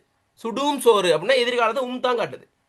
சரியா? ஓகே. அப்ப அதன் அடிப்படையில் இங்கு காலம் காட்டும் இடைநிலையும் பேரச்ச விகுதியும் மறைந்து நிற்க ஒரு வினையும் பேரும் இணைந்து வர்றதானது வினைத்தொகை. சரியா? நீங்க இவ்வளோ நீங்க லைட்டா விளங்கிக்கொள்ளுங்க, ரொம்ப டீப்பா விளங்க வேண்டிய எழுத வேண்டிய அவசியம் இல்லை. இப்படி ஞாபகம் வச்சுக்கணும். 3 காலத்துக்கு மாத்தி பாருங்க. சுடுசோறு சுடுகின்ற சோறு, சுட்ட சோறு சுடும் சோறு. ஓகே. மலர் விழி மலர்ந்த விழி, மலர்கின்ற விழி, மலரும் விழி. மலர் போன்ற விழியும் வரும். அது வந்து ஒரு ஒரு என்னது ஓமை தொகையா வரும், வினைத்தொகையா வரும். சரியா? ஏவுகணை, ஏவுகணைங்கிறது என்ன தொகை சொல்லுங்க? வினைத்தொகை. எப்படி கண்டுபிடிச்சீங்க? வெள்ளக்கார ஏவுகணையை கண்டுபிடிக்கிறான். நம்ம ஏவுகணைங்கிறது வினைத்தொகைன்னு கண்டுபிடிக்க தெரிஞ்சாலே பெரிய விஷயம். சரியா? ஓகே. அப்ப ஏவுகணைங்கிறது ஏவுகின்ற கணை, ஏவிய கணை, ஏவும் கணை. அந்த மாதிரி வேற சொல்லுங்க பாப்போம், 3 காலத்துக்கு வர மாதிரி. குடிநீர் சார். குடிநீர், குடிக்கின்ற நீர், குடிக்கும் நீர், குடிக்கும். ஊறுகாய், ஊறுகாய் என்ன தொகை? ஊறுகின்ற காய், ஊறிய காய், ஊறும் காய். வினைத்தொகை. வேற சொல்லுங்க. அந்த மாதிரி கொஞ்சம் தான் இருக்கு, அதுதான் வரும். அரித்தட்டு. என்ன தட்டு? அடிதட்டு. அடிதட்டு. அடிதட்டு எப்படி? அடிக்கின்ற தட்டு அப்படியா? அரித்த தட்டு, அரிக்கின்ற தட்டு, அரிக்கும் தட்டு. அரித்தட்டு. யாரும் அடித்தட்டுங்கன்னு சொல்லிட்டீங்க. ஓகே. வீசுதென்றல். வீசுதென்றல், வீசுகின்ற தென்றல், வீசியதென்றல், வீசும் தென்றல். சரியா? பூசு மஞ்சள் பாட்டு இருக்கு. பூசு மஞ்சள், பூசு மஞ்சள் பாட்டு இருக்கு தானே? பூசு மஞ்சள் என்ன தொகையா இருக்கும்? வினைத்தொகை. பாருங்க, கண்டுபிடிச்சாச்சு. சரியா? பூசிய மஞ்சள், பூசும் மஞ்சள், பூசுகின்ற மஞ்சள். Very good. அப்ப கருப்பு வினைத்தொகை டவுட்ல தானே? ஓகே. வேற்றுமை தொகை என்னன்னு கேட்டா வேற்றுமை உருவம் மறைஞ்சிருக்கும். சரி, உதாரணமா சொல்லுங்க பாப்போம். வேற்றுமை உருவம் ஐயாளுக்கும் இன்னது கண் தானே. ஓகே. உதாரணமா பாடம் படித்தேன், அதுல என்ன மறைஞ்சிருக்கு? என்ன உருவம் மறைஞ்சிருக்கு? ஐயுறு பாடத்தை படித்தேன்னா அது வேற்றுமை தொகை அல்ல, அது வேற்றுமை விரி. பாடம் படித்தேன்னா என்னது? வேற்றுமை தொகை. அந்த மாதிரி வேற நிலம் கடந்தான் ஆ நிலம் கடந்தான் கடிகமலம். நிலம் கடந்தான், நிலத்தை கடந்தான். சரியா? அந்த மாதிரி. இன்னொன்னு மீன் சந்தை. மீன் சந்தை விரிவா சொன்னா எப்படி வரும்? மீன் சந்தை விரிவா சொல்லுங்க கேட்கலாம். மீன் சந்தைங்கிறத விரிவா சொன்னா, தொகை இல்லாம விரிவா சொன்னா மீனை விற்கும் சந்தை. மீனை விற்கும் சந்தை. மீனை விற்கும் சந்தை. மீனை விற்கும் சந்தை. விளங்கிடுச்சா? அப்ப இதுல எது விட? கயல்விழி வருது சார். கயல்விழி என்ன தொகைக்கு வருங்கிறீங்க? கயல் போன்ற விழி. அது போன்றது ஓமை தொகை. ஓமை தொகை. நீங்க சொன்னது சரியா, அது ஓமை தொகை. ஓமை தொகை. ஓகே. அப்ப இதுல விட இது இந்தியா விண்வெளியில் ஏவுகணையை செலுத்தியது. இங்கு ஏவுகணை என்பது இணைத்தொகை. இணைத்தொகை. அப்ப 5 கேள்வியும் தெளிவா உங்களுக்கு?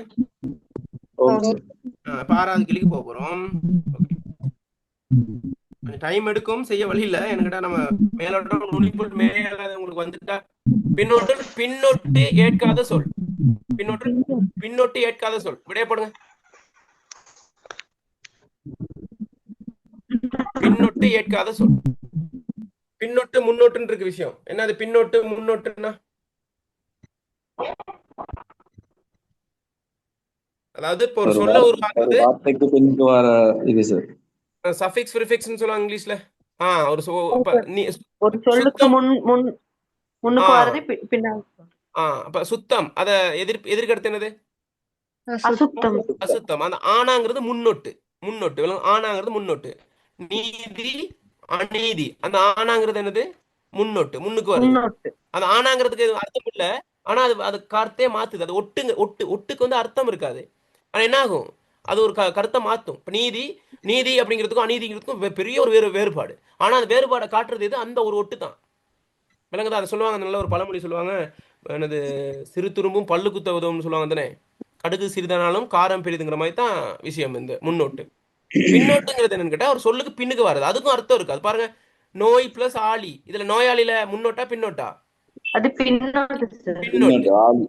நம்ம பார்த்தோம் அன்னைக்கு ஆக்க பேர் பார்த்தோம், ஆளி, துவம், இயல், அந்த விகுதி பார்த்தோம். அந்த மாதிரி விகுதி வரக்கூடியதான் பின்னோட்டு. அப்ப இதுல பின்னோட்டு ஏற்காத சொல்லுது. அநீதியில முன்னோட்டு இருக்கு, நோயாளியில பின்னொட்டு.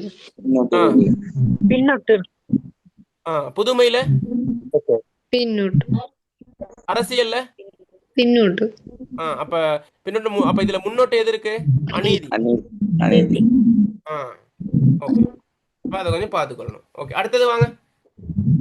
மழைக்காலம் ஆதலால் கொஞ்சம்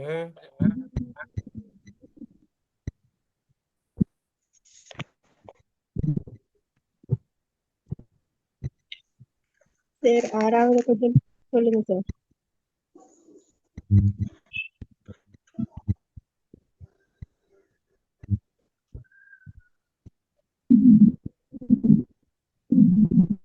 இல்லைங்கதா?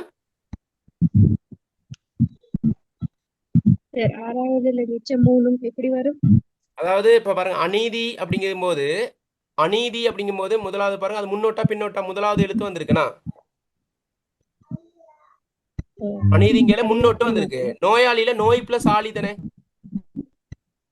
சரியா?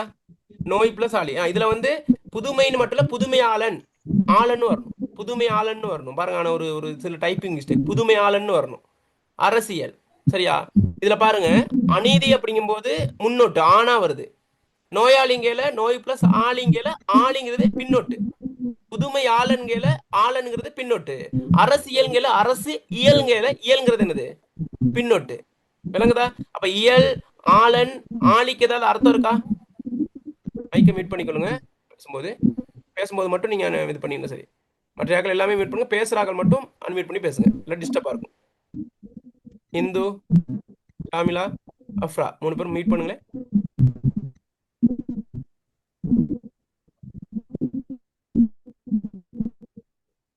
ஓகே. ஹிந்து மைக்கை மீட் பண்ணுங்க.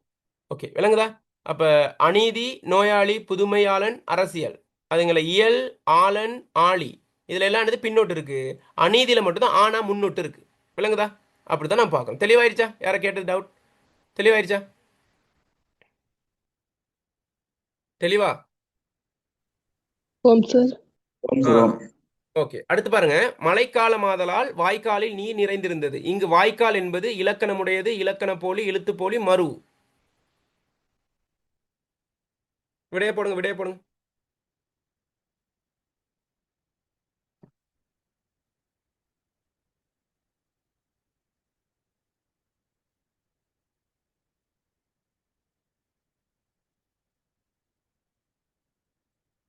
விடைய போடுங்க.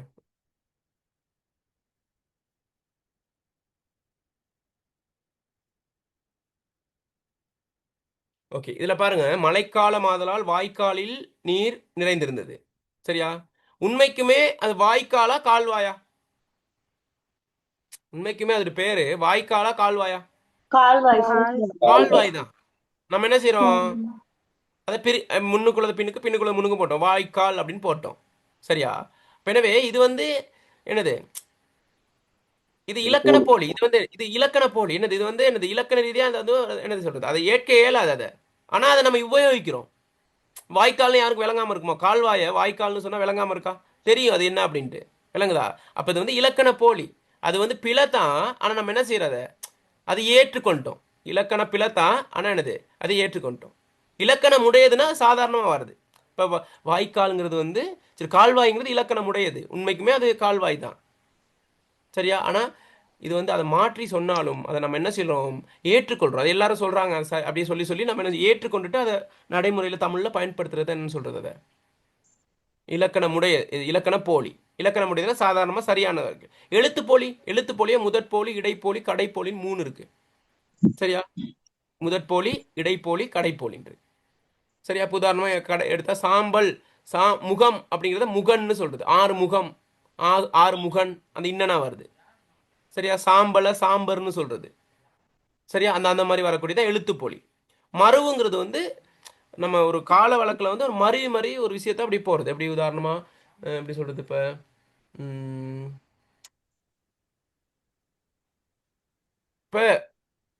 சேர சோழ பாண்டியன் வைங்களே. சேர சோழ பாண்டியன். உண்மைக்குமே சேரனும் சோழனும் பாண்டியனும் அப்படிங்கிற 3ஐயும் நம்ம என்ன செய்யறோம்? சொல்லி சொல்லி சொல்லி அது என்னது? அப்படி மருவி மருவி அப்படியே சேர சோழ பாண்டியன் வருது. அந்த மாதிரி. அது இல்லாம இப்போ உதாரணமாக சொல்றாங்க, இப்ப நுவரலியான்னு வைங்களே. நுவரலியான்னு சொல்ற அந்த உண்மையான சொல் அப்படியே சொல்லி சொல்லி நூறலி. சரியா? அந்த அப்படி வாருது. விளங்குதா? அந்த மாதிரி வாரது. திகதி. திகதி என்னன்னு சொல்றது? திகதி, தேதிங்கிறது. விளங்குதா? அப்படி வரக்கூடியது. விளங்குதா? தெளிவா? மறு அதில் நோட்ஸில் இருக்கு. அதை நீங்கள் கொஞ்சம் பார்த்துக்கொள்ளுங்க. நம்ம நல்லா தெளிவாக பார்க்கலாம். அப்படி இடக்கரடக்கல், குழு, குறி, மங்களம் எல்லாத்தையும் தனித்தனியாக பார்க்கலாம். சரி? ஆனால் என்னன்னு கேட்டால் நமக்கு அந்த நேரம் போதும். இன்னும் எவ்வளோ பார்க்குறக்கு ஒரே நாள் முடிக்கலுமா? அதனால தான் கொஞ்சம் வேகமாகவும் போக வேண்டியதாக இருக்குது. அவள் மிக அழகான பொம்மை ஒன்றை வாங்கினாள். இங்கு மிக அழகான என்பது பெயரச்ச தொடர், வினையடை தொடர், பெயர் தொடர், பெயரடை தொடர். பெயரடை. விடைய போடுங்க. குயிக்கா போடுங்க. இப்போ 5 செகண்ட் தான் விட போடுறதுக்கு. அவள் மிக அழகான பொம்மை ஒன்றை வாங்கினாள். இங்கு மிக அழகான என்பது பெயரச்ச தொடர், வினையடை தொடர், பெயர் தொடர், பெயரடை தொடர்.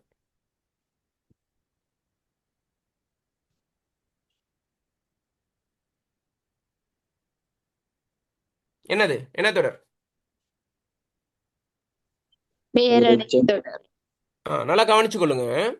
இந்த ஏற்கனவே நான் தொடர உங்களுக்கு சொல்ல விளங்கப்படுத்தினேன். எப்படி கண்டுபிடிக்கிறது? உதாரணமா எப்படி வைங்களேன். இப்ப நான் சொன்னேன், இப்ப குமார் வந்தான் அப்படிங்கிறத நம்ம எப்படி சொல்லுவோம்? குமார் வந்தான் அப்படிங்கிறத, குமாருங்கிறது என்னது? குமார் அப்படிங்கிறது என்னது? ஒரு பெயர் தொடர். வந்தானுங்கிறது வினைத்தொடர். அழகான குமார் வேகமாக வந்தான் அப்படிங்கல. இங்க அழகானங்கிறது என்ன தொடர்? அழகானங்கிறது என்ன தொடர்? பேரெச்ச தொடர். பேரச்ச தொடர்ல பெயர் அடைத்தொடர். அழகான அப்படிங்கிறது பெயர் அடைத்தொடர். வேகமாகங்கிறது வினை அடைத்தொடர். வந்தானுக்கு தானே வினை அடைத்தொடர். ஓகே, இப்ப இதுல பாருங்க, மிக அழகான தானே. மிக அழகானங்கிறது வந்து ஒரு ஒரு சொல்லா பாக்குறோமா அடையா பாக்குறோமா? அடையா. அடை. அழகான அழகானங்கிறதே அடைதான். அந்த அதுக்கும் ஒரு அடை தான் இது மிக. விளங்குது என்ன சொல்றது? குட், வெரி குட் அப்படிங்கிற மாதிரி. ஏன்னா குட்ங்கிறதே ஸ்பெஷல் தான், வெரி குட்ங்கல இன்னும் ஸ்பெஷல். விளங்குத? மைக்க மியூட் பண்ணிக்கொள்ளுங்க, பேசும்போது மட்டும் வச்சுக்கொள்ளுங்க. ஓகே, அப்ப மிக அழகான, மிக அழகானங்கிறது என்ன தொடரா இருக்கும்னு நினைக்கிறீங்க? அப்ப பாருங்க, ரெண்டுமே ஒண்ணுதான். பேரச்ச தொடரா, வினையடை தொடரா, பெயர் தொடரா, பெயரடை தொடரா? பேரடை தொடர். பெயரடை தொடர். விளங்கிச்சா? விளங்குதா? ஓகே, இந்து கொஞ்சம் மைக்க கொஞ்சம் பார்த்துக்கொள்ளுங்க, மியூட் பண்ணிக்கொள்ளுங்க. நீங்க தான் கொஞ்சம் ஸ்டெப் பண்ணீங்க, அந்த கொஞ்சம் மைக் இதாயிருது போல. மைக்கை மியூட் பண்ணிக்கொள்ளுங்க நீங்க. ஓகே, அடுத்து கவனிங்க. அடுத்த கேள்வி, பூங்குழல் இனிமையாக பாடினால். இங்கு பூங்குழல் என்பது அன்மொழி தொகை, வேற்றுமை தொகை, உண்மை தொகை, உவமை தொகை. விடைய போடுங்க. பூங்குழல் உவமை. இனிமையாக. உவமை தொகை. அவசரப்படாம கண்டுபிடிக்கணும், அவசரப்பட்டோம்னா சிக்கலாயிரும்.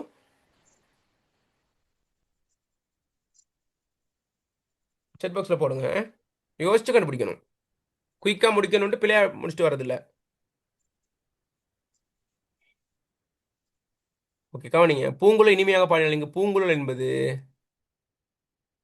அன்மொழி தொகையா, வேற்றுமை தொகையா, உண்மை தொகையா, உவமை தொகையா?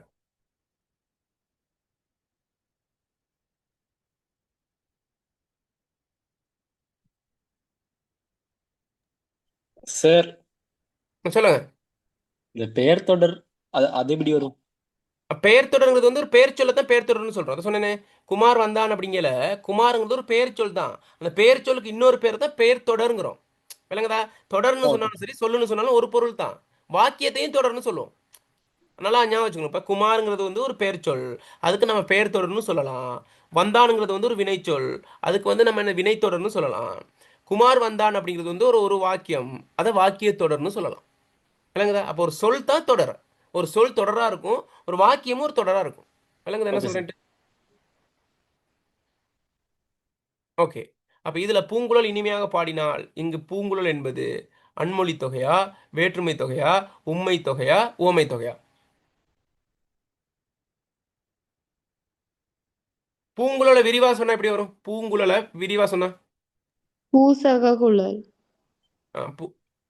யார் இது ஸ்கிரீனை மாத்துறது? ஸ்கிரீன் மாறின மாதிரி இருக்கு. ஸ்கிரீன் மாறி இருக்கா? ஓம் சார் மாறிட்டு. ஸ்கிரீனை மாறிடு. யாரு போட்டதுன்னு தெரியல. Wait wait wait wait.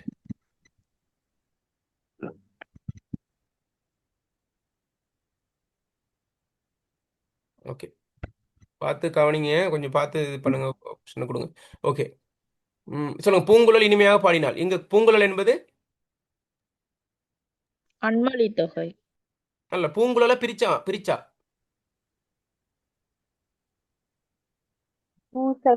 பூசக குழல்.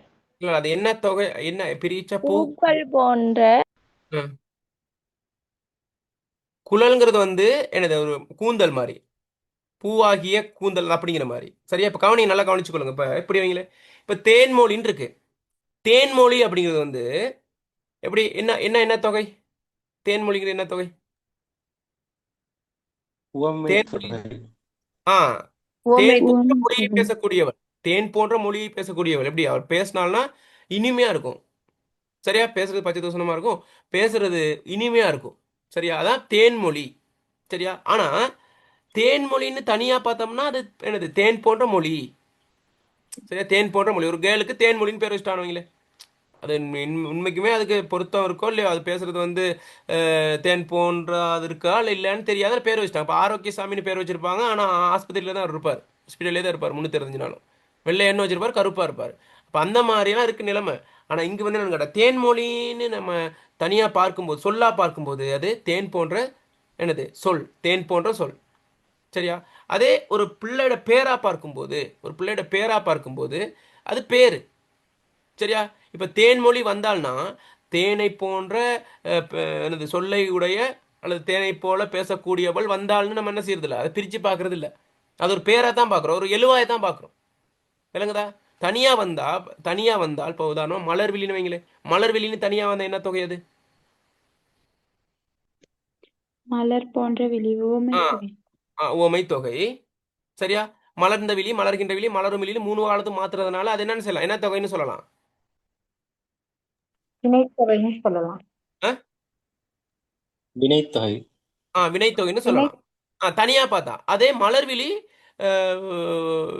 ஓடினாள், மலர்விழி ஓடினாள் அப்படிங்கும்போது அந்த இடத்துல அதை நம்ம அப்படி பிரிச்சா சொல்லுவோம். அது ஒரு ஒரு எழுவாயா ஒரு பேர் சொல்ல பார்ப்போமா மலர்விழியை? பேர் சொல்ல. பேர் சொல்லாதான் மலர்விழி ஒரு பார்ப்போம். கேள் இருக்குன்னு வைங்களேன், ஸ்கூல்ல ஒரு கேள் இருக்கு. அப்போ ரெஜிஸ்டர் மார்க் பண்ணும்போது மலர்விழி பிரசன் எப்சன் அவ்வளோதான். மலர் போன்ற பேச்சை உடையவள் அல்லது மலர் போல சொல்லக்கூடியவள் வந்திருக்கிறாளான்னு கேட்பாங்களா? இல்லை, அது எழுவாய் ஒரு பேர் சொல் தான். விளங்குதா? அப்போ அப்படி பார்க்கும்போது இங்கு பூங்குழலி இனிமையாக பாடினாள் அப்படிங்கும்போது ஒரு வாக்கியமாக வந்திருக்கு. வாக்கியமாக வந்தால் அது அன்மொழி தொகை. என்னன்னு சொல்றது? என்ன தொகை? அன்மொழி தொகை. அன்மொழி தொகை. தனியா சொல்ல வந்தா ஒவ்வொரு தொகை இருக்கும். ஆனா அது இல்லாம ஒரு வாக்கியமா அந்த தொகையில ஏதாவது ஒண்ணு, அது வந்து வினைத்தொகையா இருக்கலாம், அல்லது வந்து ஒரு ஒரு ஒரு உவமை தொகையா இருக்கலாம், உண்மை தொகை, அது பேர் சொல்லா இருந்து அது ஒரு வாக்கியமா வந்து அது அன்மொழி தொகை. சரியா? விளங்குது என்ன சொல்றேன்ட்டு? தெளிவில்லாட்டி கேளுங்க, நான் சொல்றேன். தெளிவா அன்மொழி தொகை. மறுபடியும் ஒரு தடவை கொஞ்சம் விளங்கப்படுத்துங்க சார். அதாவது இப்ப நம்ம பார்த்தோம்னா இப்ப உதாரணமா எப்படிங்களே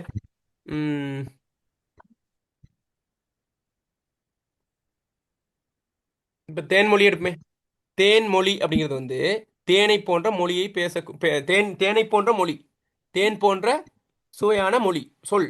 சரியா? அதுதான் வந்து அதோட பொருள். அப்போ அது என்னது போன்றங்கிறது வந்து உவமையாக இருக்கிறனால அது வைங்களே, இப்படி வைங்களே, வளர்மதின்னு ஒரு கேள் இருக்குது நம்ம ஊரில். வளர்மதின்னு ஒரு கேள் இருக்குது. சரியா? அப்போ அந்த பிள்ளை வந்து வளர்மதி என்ன தொகை? தனியாக வளர்மதி, அந்த பிள்ளைய யோசிக்காதீங்களே, வளர்மதின்னு ஒரு சொல் இருக்குது, அது என்ன தொகை? வளர்மதிங்கிற சொல் என்ன தொகை? வினைத்தொகை. வினைத்தொகை. 3 காலத்துக்கும் வரும். 3 காலத்துக்கும் பொருந்தக்கூடியது 3 சார். காலத்துக்கும் வரும். ஓகே. அப்போ வளர்மதி. ஓகே. அப்போ வளர்மதினா வளரக்கூடிய, வளர்கின்ற மதி, வளர்ந்த மதி, வளரும் மதி. ஓகே. அதே ஒரு நபருக்கு ஒரு பெண்ணுக்கு பேராக இருக்கும்போது தனியாக சொல்லா பார்க்கும்போது அது இலக்கணத்தோடு சம்மந்தப்படுத்தி பார்க்குறோம். என்னது? அதை வினைத்தொகைன்னு பார்க்குறோம். அதே ஒரு ஒரு ஒரு பெண்ணுக்கு பேராக இருக்கும்போது வளர்மதி பாடசாலைக்கு சென்றால் என்னும்போது அந்த இடத்துல அது வந்து ஒரு இலக்கண ரீதியாக நம்ம பார்க்குறதில்ல, அது வந்து ஒரு நபராக தான் நம்ம பார்க்குறோம். அந்த நபரை நம்ம இன்னொரு வார்த்தையில் எழுவாயாக பார்க்குறோம், ஒரு பேர் சொல்லாக பார்க்குறோம். அந்த பேர் சொல் வாக்கிய உறுப்பாக வந்தால் இந்த மாதிரி அதை பிரித்து பார்க்காம அதை ஒரு சொல்லா பார்த்தோம்னா அது அன்மொழி தொகை. விளங்க என்ன சொல்கிறேன்ட்டு? இப்போ தேன்மொழின்னு தனியாக பார்த்தா அது வந்து என்னது? உவமை தொகை. தேன்மொழி பேசினாள் அப்படின்னு வந்தால் அது என்னது? அன்மொழி தொகை. அன்மொழி தொகை. விளங்கிச்சு ரெண்டுக்குள்ள வித்தியாசம்? விளங்குச்சு சார். அவ்வளோதான் விஷயம். சரியா? புரிஞ்சுட்டோம்னா சரி. சின்ன ஒரு டிஃபரெண்ட் தான். ஓகே. கண்ணன் அலுவலகத்தில் இருந்தான், அவனை தேடி அப்பா வந்தார். இவ்வாக்கியத்தில் இடம்பெற்றுள்ள மாற்று பெயர். கண்ணன் அலுவலகம், அப்பா அவன்.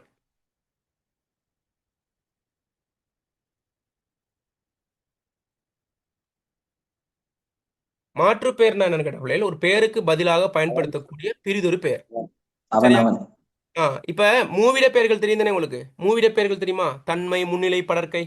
தன்மையில நான், நாங்கள், முன்னிலையில நீ, நீங்கள், படர்க்கையில அவன், அவர்கள். இதெல்லாம் வந்து என்னது? மாற்று பெயர்கள்.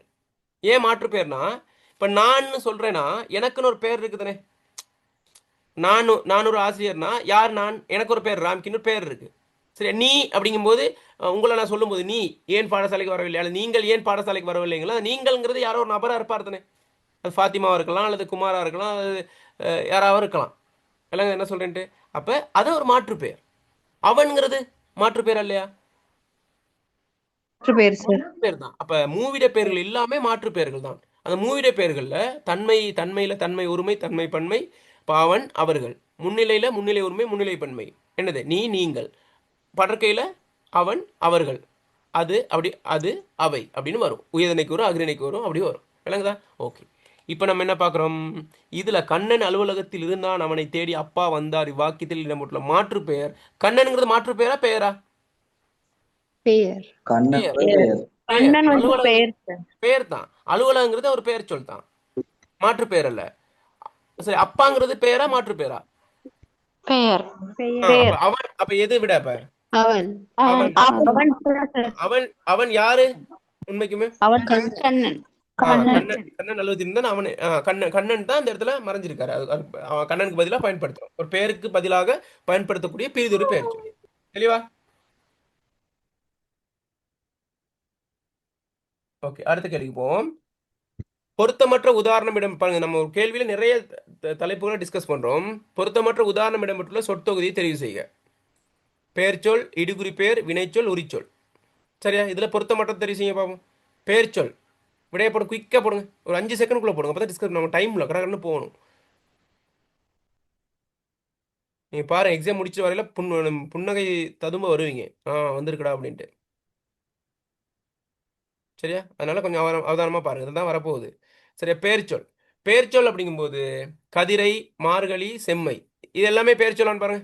கதிரை, மார்கழி, செம்மை. இடுகுறி பெயர் பாருங்க. மரம், மலை, மண். வினைச்சொல் படி, அலை, நடை. உரிச்சொல் சால, உரு, நனி. இதுல எது பிள்ளைன்னு கண்டுபிடிங்க பாப்போம். சரி, உரிச்சொல் சரி. உரிச்சொல் சரி. சால, உரு, தவ, நனி. பெயர் சொல்ல செம்மை பெயர்ச்சொல் தான் வராது. செம்மை வராது. செம்மை தான் வித்தியாசமா வரும். செம்மைங்கிறது என்ன? செம்மை மட்டும்தான் கொஞ்சம் வித்தியாசமா இருக்கு. செம்மைன்னு சொன்னா செம்மையான அப்படிங்கிற அது என்னது? இலக்கண குறிக்கும். ரீதியா அதுக்கு பெயரை என்ன பேரு? குறிக்காது செம்மைக்கு சார். அது ஒரு இலக்கண பண்பு பெயர். பண்பு பேர்ல ஒரு அடை. என்ன அடை? செம்மையான வானம். செம்மையான வனம் அல்லது செம்மையான கற்பித்தல். சரியா? அந்த மாதிரி. ஓகே, இடுகுறி பேர். இடுகுறி பேருக்கும் காரண பேருக்கும், காரண இடுகுறி பேருக்கும் வித்தியாசம் தெரியுமா? காரண பேர், இடுகுறி பேர், காரண இடுகுறி பேர். அது தெரியுமா? காரண பேர்னா காரணம் கருதி வைக்கிறது. உதாரணம் என்னன்னு சொல்லுங்க. காரணம் கருதி வைக்கிறது. மண்வெட்டி, மண்ணை வெட்டுறனால மண்வெட்டி. நாட்காலி. நாட்காலி வந்து காரண இடுகுறி பேர். நாட்காலி காரண இடுகுறி பேர். நான் சொல்றேன், அது காரண இடுகுறி பேர் நான் சொல்றேன் என்னன்ட்டு. மரங்கொத்தி காரண பேர். சரியா? ஓகே. கரும்பலகை, ஆ கரும்பலகை, கரும்பலகை. கரும்பலகை, கருப்பா இருக்கிற பலகை. ஓகே, இப்போ அது காரண பேர். இடுகுறி பேர் ஏன் இடுகுறி பேர் ஏன் பேர் வைக்கிறோம்? இடுகுறி பேர் என்ன? சும்மா பேர் வைக்கிறது. மேசைனா மேசை, அவ்வளவுதான். அதுக்கு அர்த்தம்லாம் இல்லை. மரம்னா மரம், மரம் இருக்குன்னா இல்லை, அதுக்கு அர்த்தம் இல்லை. அப்படித்தான் இப்போ நமக்கு ஒரு பேர் வச்சிருக்காங்க தானே. உங்களுக்கு ஒவ்வொருத்தருக்கும் பேர் வந்து உங்களை அர்த்தத்தை பார்த்தா வைக்கிறாங்க.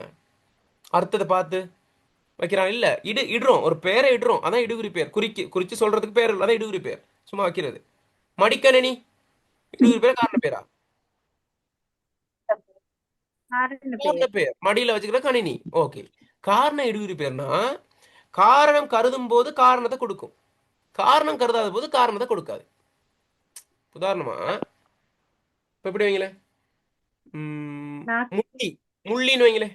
முள்ளி அப்படிங்கும் போது அது காரண பேரா இடுகுறி பேரா? அது இடுகுறி பேர் சார். யோசிச்சு பாருங்க. இப்ப முள்ளின்னு ஏன் முள்ளு இருக்கிறனால முள்ளின்னு சொல்றோம். அப்படியா? முள்ளா இருக்கிறனால முள்ளின்னு அத காரண பேரா வைக்கிறோம்? அப்படி வைக்கிறது இல்ல சார். இல்ல முள்ளி செடி கேள்விப்பட்டீங்களா? முள்ளு செடி கேள்விப்பட்டிருக்கோம் சார். அந்த முள்ளி செடி முள்ளு இருக்கிறனால முள்ளின்னு சொல்றீங்க. முள்ளு இருக்கிறனால முள்ளின்னு சொல்றீங்க. ரோஜாவிலேயே முள்ளு இருக்குதானே, அப்ப ரோஜாவை முள்ளின்னு சொல்றீங்களா? இல்ல சார். அதுதான் காரணம் இடுகுறி பேர். காரணம் கருதும் போது முள்ளு இருக்கிறனால முள்ளி அப்படிங்கிறோம். சரி, காரணத்தை அப்ப காரணம் கருதாத போது அது ஒரு ரியல் பேரே முள்ளி. விளங்குதா? அது காரணம் கருதாம பார்த்தோம்னா அது முள்ளு இருக்கிறனால இல்லை, அதை நம்ம வந்து என்ன சொல்றோம், அது ஒரு பேராவே நம்ம பார்க்குறோம். சரியா? ஆனா காரணம் கருதி பார்த்தோம்னா அதுல நமக்கு சிக்கல் வரும். அது எப்படி? அப்ப சீத்தாப்பழத்துலயும் முள்ளா இருக்கு, அப்ப அதை முள்ளின்னு சொல்லலுமா? அன்னாசிலையும் இருக்கு முள்ளா இருக்கு சொல்லலுமா? அப்படி சிக்கல் ஒன்று இருக்கு. காரணம் கருதும் போது அது காரணத்தை கொடுக்கும், காரணம் கருதாத போது அந்த குறித்த ஒன்றுக்கு பேரா வரும், குறித்த ஒரு பொருளுக்கு பேரா வரும். அவ்வளவுதான். விளங்க என்ன சொல்றேன்ட்டு? தெளிவா? ஓகே. அப்ப அதுதான் காரண இடுகுறி பேர். அப்ப இதுல பாருங்க, மரம், மலை, மண் இடுகுறி பேரா காரண பேரா? இடுகுறி பேர். வினைச்சொல் படி, அலை நடை அதுவும் சரி. வினைச்சொல். உரிச்சொல் சால ஒரு நனி சரி. சரியா? அப்ப வேற மாதிரி கேட்கலாம். ஓமை போல புரை அண்ண அதெல்லாம் ஓமை. அந்த மாதிரி இந்த மாதிரியே வரக்கூடிய வாய்ப்பு இருக்கு. ஓகே, அது தெளிவா? ஓ சால ஒரு தவணனி அது என்னத்துக்கு சார் யூஸ் பண்ற? உரிச்சொல் என்னன்னு கேட்டா, உதாரணமா அது வந்து செய்யுள் நடை செய்யுள்ல யூஸ் பண்றது. சரியா? செய்யுள்ல வந்து யூஸ் பண்றது. இப்போ உதாரணமா ஆலயம் தொழுவது சாலவும் நன்று. ஆலயம் தொழுவது சாலவும் நன்று. அப்ப இந்த இடத்துல சாலங்கிறது என்ன அர்த்தத்தை தருது? சாலங்கிறது மிகவும் மிகவும் மிகவுங்கிற மாதிரி அர்த்தம் தருது.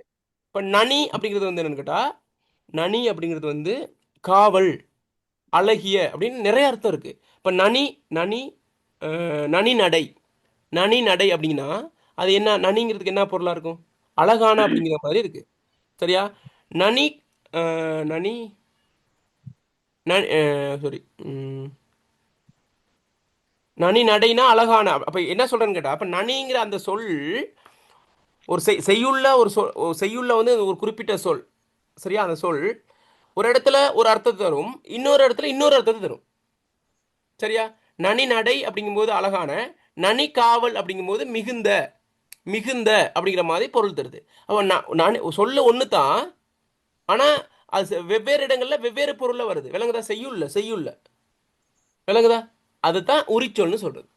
இப்போ சாலங்கிறது வந்து இந்த இடத்துல மிகவும் இருக்குதுனே, அது இன்னொரு இடத்துல வேற ஒரு சொல்லுக்கு வரும்போது வேற ஒரு அர்த்தத்தை தரும். அந்த சொல்லுக்கு உரித்தான சொல்ல மாறும். விளங்குதா? ஒரு சொல் தான் செய்யுள்களில் வெவ்வேறு இடங்கள்ல வெவ்வேறு பொருளுக்கு வரதானது உரிச்சொல். விளங்குதா? சார். ஓகே. அடுத்து பாருங்க, பொருத்தமற்ற உதாரணம் இடம்பெற்றுள்ள சொற்தொகுதி தெரிவு செய்க. கூட்டு பெயர், திரும்ப திரும்ப இதே சொல்லிக்கிறீங்கன்னா இதை வரக்கூடியது. கூட்டு பெயர், ஆக்க பெயர், தொழிற்பெயர், வினையாள பெயர். இல்லைன்னா பார்த்துட்டு நம்ம சரியா? கூட்டு பெயர் சரியான்னு பாருங்க, விடைய போடும் குயிக்கா. ஆக்க பேர் சரியான்னு பாருங்க, தொழிற்பெயர் சரியான்னு பாருங்க, வினையாள சரியான்னு பாருங்க.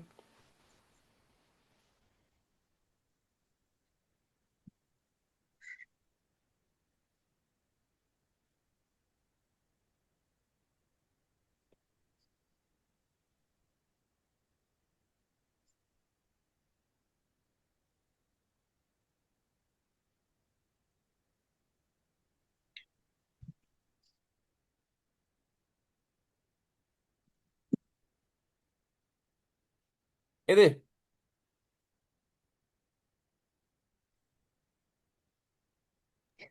ஆக்கப்பேர்ல இருக்கிறது போல சார், மற்றதெல்லாம் சரி. ஆக்க பேர்ல என்ன பிள்ளை? கணையாளியும் விடுகாலியும் வந்து ஆக்கப்பேரா வராது. முதலாளி வந்து ஆக்கப்பேரா வரும், கணையாளி வந்து ஆக்கப்பேரா வராது. அது ஒரு கூட்டு பேரா வரும். கணையாளி. விளங்குதா? ஓகே, அதாவது விகுதி இல்லை அது, ஏன்னா அந்த ஆளி இல்லை. விளங்குதா? அப்போ அதான் ஆக்க பேர். மின்சார நிலையம் எழுதுகோள் பறிமுதல்லாம் சரி, காணுதல் நடத்தல் கூவுதலும் சரி, வந்தவன் போனவன் நடந்தவனும் சரி. சரியா? சார் முயற்சி ஆக்கப்பேர் தானேவா சார்? முயற்சிங்கிறது ஆக்கப்பெயர். அது எப்படின்னு கேட்டா வினை பிளஸ் விகுதிங்கிற அடிப்படையில். முயல்னா என்னது? முயலுதல், முயற்சி செய்யறது. அது ஆக்கப்பெயர் தான். ஓகே. ஓகே, அடுத்ததுக்கு போமா. ஆமாம் சார். டவுட் இருந்தா கேளுங்க, ஏதாவது இருந்தாலும் பிரச்சனை நம்ம டிஸ்கஸ் பண்ணுவோம். காலையும் மாலையும் சோலைக்கு சென்றால் இதில் வந்துள்ள சொல்லணி எதுகை, மோனை, சிலையடை, பின்வரு நிலை. சிலேடு. நல்லா அவதானமா பாருங்க. எதுகை. எதுகை. நல்லா கவனிச்சுக்கொள்ளுங்க பிள்ளைகள். இந்த பின்வரு நிலை அதெல்லாம் உங்களுக்கு தேவைப்படாது. சில இடை நான் சொல்றேன். எதுகைங்கிறது என்னன்னு கேட்டா, இப்ப எதுகை மோனை அப்படின்னு நம்ம பாக்குறோம் தானே. இப்ப இந்த ஒரு ராஜேந்திரன் இதெல்லாம் காய்ச்சிருக்கீங்க. எப்படி கதைப்பாரு அவரு? ஒரே மாதிரியான வார்த்தை வாடாய பச்சி, வாழக்கா பச்சி, உன்னண்ணா பிச்சு போட்டுருவேன் பஜ்ஜிம் பாரு. அப்ப இஜ்ஜின்னு வந்துகிட்டு இருக்குன்னா, அந்த மாதிரி முதலாவது எழுத்து ஒன்றி வர தொடுப்பது மோனை. ஃபர்ஸ்ட் எழுத்து ஒரே மாதிரி வந்தா மோனை, ரெண்டாவது எழுத்து ஒரே மாதிரி வந்தா எதுகை. எதுகை. விளங்குதா? சிலேடைங்கிறது வந்து என்னது? சிலேடைங்கிறது டபுள் மீனிங். ஏன்னா நம்ம அன்னைக்கு பார்த்தோம், மாமா மன்னா, கொஞ்சலாம் பெண்ணைத்தா, கொஞ்சலாம் பெண்ணைத்தா, வாச ரோசா வாடி போலாமா. அதுல என்ன அர்த்தம் இருக்கு? வாச ரோசா வாடி போலாமா? வாச ரோசா வாடி போகலாமா அப்படிங்கறது ஒரு சொல் சார். இன்னொன்னு வாசரோஜா ஓடி போகலாமாங்கிற அந்த அது ஒரு அதாவது வாச ரோசா, வாசமான ரோசா வாடி போகலாமான்னு ஒரு வாடி அர்த்தம் இருக்கு. போகலாமா. வா சரோசா, சரோஜா வா வாடி போலாமா அப்படிங்கிற மாதிரியான அர்த்தம் வருது. விளங்குதா? அப்ப ரெண்டு டபுள் மீனிங் சொல்லுவோம், அந்த இதுதான் சிலேடை. சார் எதிகைக்கு மோனைக்கு ஒவ்வொரு உதாரணம் சொல்லுங்க. உதாரணம் வந்து இப்ப உதாரணமா தலை, கலை, சிலை, நிலை. எந்த எழுத்து அந்த 4 சொல்ல எந்த எழுத்து ஒரே மாதிரி வருது? லை தலை ரெண்டாவது எழுத்து. ரெண்டாவது ரெண்டாவது எழுத்து ஒரே மாதிரி இரண்டாவது வந்தா நாள். ஒரு தொடர்ல ஒரே பாருங்க, மாலை, காலையும் மாலையும் சோலைக்கு சென்றால். பாருங்க, காலை, மாலை, சோலை. ரெண்டாவது எழுத்து ஒரே மாதிரி வருது. அப்ப அது என்னது? எதுகை. எதுகை. எதுக்கு? சரியா? காலையில் காலையில் காதலர்கள் ஏதாச்சும் முடிங்க, காட்டுக்கு சென்றார்கள். சரியா? சரியா? காலையில் காதலர்கள் காட்டுக்கு சென்றார்கள். அப்ப இதுல பாருங்க, முதலாவது சொல்லு காவனான்னு வருதா 3க்குமே? ஓ அது என்னது? மோனை. மோனை. மோனை. இப்ப நம்ம சொல்லையில எதுகை மோனைன்னு தான் சொல்லுவோம். சொல்லையில எதுகை மோனைன்னு தான் சொல்லுவோம். ஆனா நம்ம மாதிரி மோனை எதுகைன்னு சொல்லிட்டோம்னா சரி. மோனை எதுகை அப்படின்னா, மோனைனா இப்படி வைங்களேன், மோனையில உம்மனாதான் வருது முதல். மோனை முதல், எதுகை ரெண்டாவது. மோனை ஞாபகம் வச்சிங்கன்னா எதுகை ஞாபகம் வந்துருந்தானே. அப்படி டெக்னிக்கை யூஸ் பண்ணணும். சரி, ஓகே. சரி, தெளிவு தானே? ஓம் சார். குழுக்களிடையே சலசலப்பு ஏற்பட்டது. இங்கு சலசலப்பு என்பது பின்வரும் நிலை பத்தி சொல்லலையே. பின்வரும் நிலை. அது எனக்கு கொஞ்சம் டவுட், அதை வைங்க, நான் சொல்றேன். செய்யுள் நடையில் உள்ளது. அது சும்மா சம்பந்தமா அதில் போட்டிருக்கு. இரட்டை கிளவி. அதை வைங்க. இல்ல பின்வரும் நிலை இரட்டை கிளவி இல்ல. நான் சொல்றேன், அது செய்யுள்ள ஒரு நடை. அது நமக்கு இதுக்கு தேவைப்படாது. அது எனக்கு கொஞ்சம் மறந்துட்டேன், அந்த பின்வரும் நிலைங்கிறது. சரியா? அதை நான் உங்களுக்கு கிளாஸ் முடிய கொஞ்சம் பார்த்துட்டு சொல்றேன் நான். சரியா? ஆனா இதுல அது சும்மா போடுறது, ஒவ்வொன்றுங்க வந்து சும்மா போடுறது, பின்வரும் நிலை, தொடர்நிலை அப்படின்னு சும்மா போடுறது. ஆனா பின்வரும் நிலை ஒரு செய்யுள்ள ஒரு விஷயம் தான். அது கொஞ்சம் மறந்து போயிட்டு நான் பார்த்துட்டு உங்களுக்கு சொல்றேன். ஓகே. குழுக்களிடையே சலசலப்பு ஏற்பட்டது. இங்கு சலசலப்பு என்பது அடுக்கு தொடர், இரட்டை கிளவி, மரபு தொடர், இணைமொழி. இரட்டை கிளவி. இரட்டை கிளவி. அது தெரியும் தானே உங்களுக்கு? அது என்னது பாட்டு, இந்த ஜீன்ஸ் படத்துல கூட இருக்கு, சலசல இரட்டை கிளவி, பிரித்து பார்த்தால் நியாயமில்லை, பிரிக்காவிட்டால் பொருளும், என்னமோ இருக்கு. அப்ப அந்த சலசல, தக சரி, அந்த மாதிரி வரதெல்லாம் இரட்டை கிளவி. அடுக்கு தொடர்னா ஒரே சொல் வருது, மெல்ல மெல்ல அப்படி வருது. அடுக்கு தொடர்னா சின்னஞ்சிறிய, பெண்ணம்பெரிய, அந்த மாதிரி இதாக வருது. சின்னஞ்சிறிய, செக்கச்சி வந்த வானம், செக்கச்சி வந்த, அந்த மாதிரி. விளங்குதா? ஓகே. மரபு தொடர்னா தெரியுதா உங்களுக்கு? நம்ம பார்த்த மரபு தொடர்கள். மரபு தொடர் தெரியும். தோல் கொடுத்தான், நிறைய இருக்கு மரபு தொடர்கள். அது விலங்கு, அந்த பேருக்கான மரபு தொடர்கள் இருக்கு. ஸோ என்னது, தோல் கொடுத்தான், குழி பறித்தான், அந்த மாதிரிலாம் இருக்கு. அது நம்ம பார்ப்போம், அடுத்து இருக்கு. சரியா? அடுத்து வாங்க. இந்த மாதிரி சொற்கள் வரும். பரி, அசுவம், மா, புரவி ஆகியன குறிக்கும் ஒரு பொருள், ஒரு சொல், ஒரு பொருள் தரக்கூடிய சொல். குதிரை. குதிரை. பரிய வச்சு புரவி, குதிரை. குதிரை. அடுத்து, பிறரின் துன்பத்தின் போது உதவி செய்தல் என்னும் பொருள் தரும் மரபு தொடர். கழுத்து கொடுத்தல். இலவு காத்த கிளி போல. இல்ல, அங்க போயிட்டீங்க நீங்க. மேல வாங்க. சரி. கழுத்து பிறரின் கொடுத்தல். கழுத்து கொடுத்தல். கழுத்து கொடுத்தல். அடிநகர்த்தல் வராது, கழுத்தறுத்தல் வராது, கழுத்திற் கட்டுதல் வராது, கழுத்து கொடுத்தல். தோல் கொடுக்குற மாதிரினா, தோல் கொடுக்குற மாதிரி, கழுத்து கொடுத்தல். சரியா? ஓகே. எதிர்பார்த்து ஏமாந்து போவதை குறிக்கும் உவமை தொடர். இலவு காத்த கிளி போல.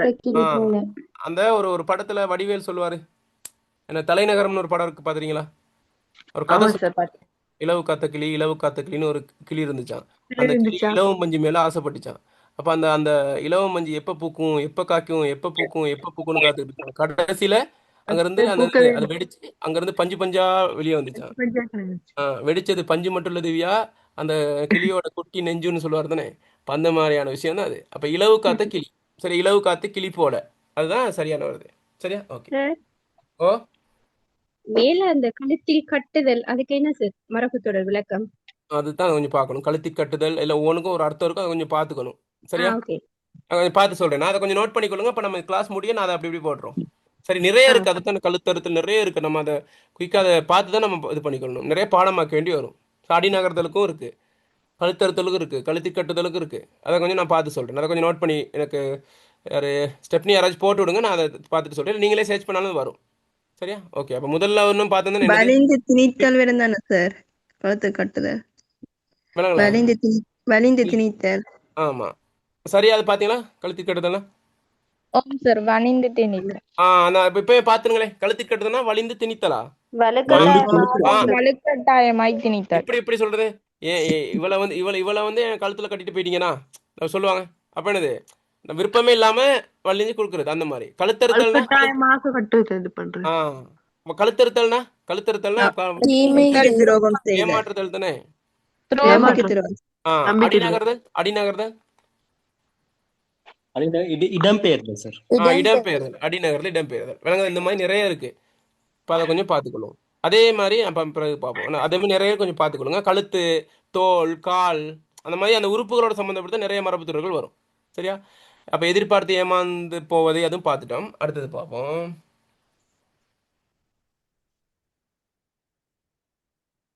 ஓகே, பாருங்க 18வது.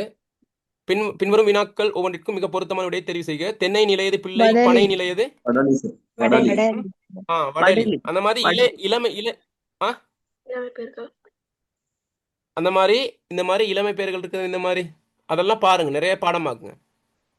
சரியா? கன்று எதை கொடுக்கும்? கன்று எதை குறிக்கிறது? மாடு. வாழைக்கன்று. அதே மாதிரி விலங்குக்கும் இருக்கு. விலங்கு பசுக்கன்று, பசுக்கும் வரும். குட்டி, ஆட்டுக்குட்டி. வேற குட்டி தாவரங்கள்ல வாழைக்குட்டி. வாழைக்குட்டி. நாற்று வந்து எதுக்கு வரும்?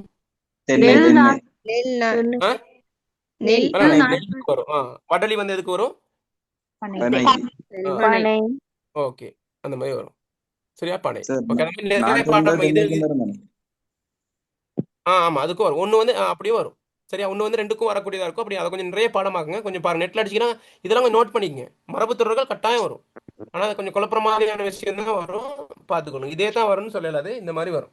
ஓகே, அடுத்து பத்திரிகை, வானொலி, தொலைக்காட்சி முதலியவற்றுக்காக செய்தி சேகரித்தல், எழுதுதல், நிகழ்ச்சி தயாரித்தல் முதலான பணிகளில் ஈடுபடுவதை குறிப்பதற்கு மிக பொருத்தமான சொல். பத்திரிகையாளர், இதழியலாளர், ஊடகவியலாளர், செய்தியாளர்.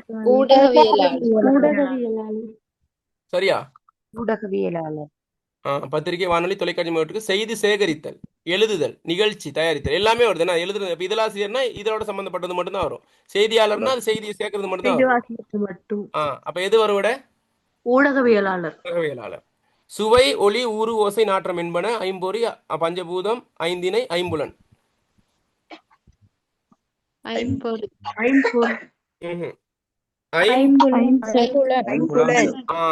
ஐம்பொறி என்னன்னு சொல்லுங்க. ஐம்பொறி என்னன்னு சொல்லுங்க. கண், காது, மெய்வாய், கண், செவி. அதுல அதன் மூலமாக வெளிப்படக்கூடிய இருக்குதுனே, அதுதான் வந்து ஐம்புலன்கள். சுவை வந்து நாக்கால, ஒளி வந்து கண்ணால, ஊருங்கிறது அந்த தொடுகை உணர்வு, ஓசைங்கிறது வந்து காதால, நாற்றம்ங்கிறது மனம் மூக்கால. அந்த மாதிரி அந்த அந்த அந்த உணர்வுகளை வெளிப்படுத்தக்கூடியது தான் என்னது? ஐம்புலன். சுவை, ஒளி, ஊறு, சுவை, ஒளி, ஊறு, ஓசை, நாற்றம். சரி, ஐம்புலன்கள் ஞாபகம் வச்சுக்கொள்ளுங்க. ஓகே, அந்த மாதிரி பாடமாக்க அந்த 5 உள்ளது. அந்த மாதிரி இப்போ ஐவகை நிலங்கள் இருக்கு. குறிஞ்சி, முல்லை, மருதம், நெய்தல், பாலை, அந்த மாதிரி விஷயங்களும் கொஞ்சம் பார்த்துக்கொள்ளுங்க. இளமை ஐந்திணை அது இந்த சங்க காலத்தில் உள்ளது. அன்பின் ஐந்திணை, அதை கேட்குறீங்களா? இல்ல ஐந்திணைன்னு சொல்ல வேண்டியது. ஐந்திணை தான் குறிஞ்சி, முல்லை, மருதம், நெய்தல். ஆமா, ஐந்திணை தான் குறிஞ்சி, முல்லை, மருதம், நெய்தல், பாலை. அந்த ஐந்திணை அன்பின் ஐந்திணைன்ட்டு அங்க சங்க காலத்துல வந்து ஒவ்வொரு அந்த பெயருக்கும், குறிஞ்சிக்கு புணர்தல், முல்லைக்கு இருத்தல், சரியா? மருதத்துக்கு என்னது? ஊடல்னா இரங்கல். அந்த மாதிரி இருக்கு. இரங்கல். பாலைக்கு பிரிதல் அல்லது உடன் போதல் அப்படின்னு இருக்கு. அது காதல் ஒழுக்கங்கள். அதெல்லாம் கேட்க மாட்டாங்க. சரியா? ஐந்திணைங்கிறது அந்த நிலத்தை சொல்றது. திணைங்கிறது இளமை பொருள் குறிக்கும். பிள்ளை என்ற சொல்லை பயன்படுத்தும் வழக்கமற்ற உயிர் வகை.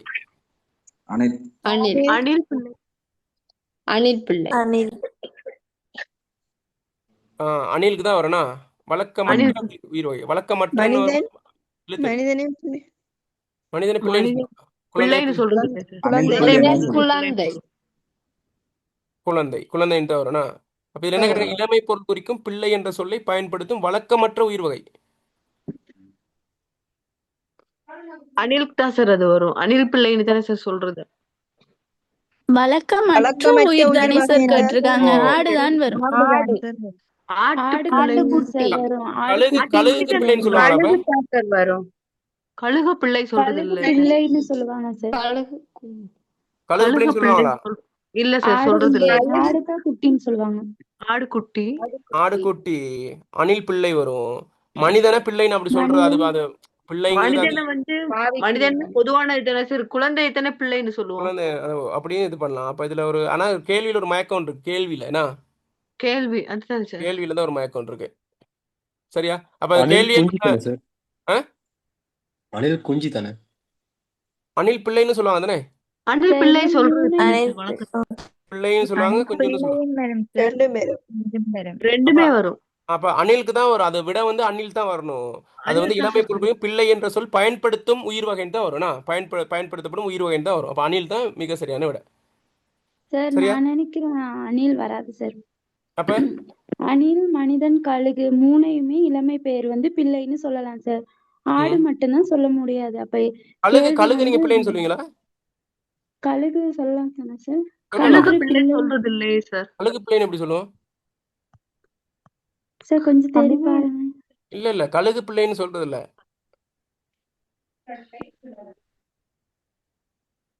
கழுகு பிள்ளைன்னு சொல்றது இல்ல. சரி சார்.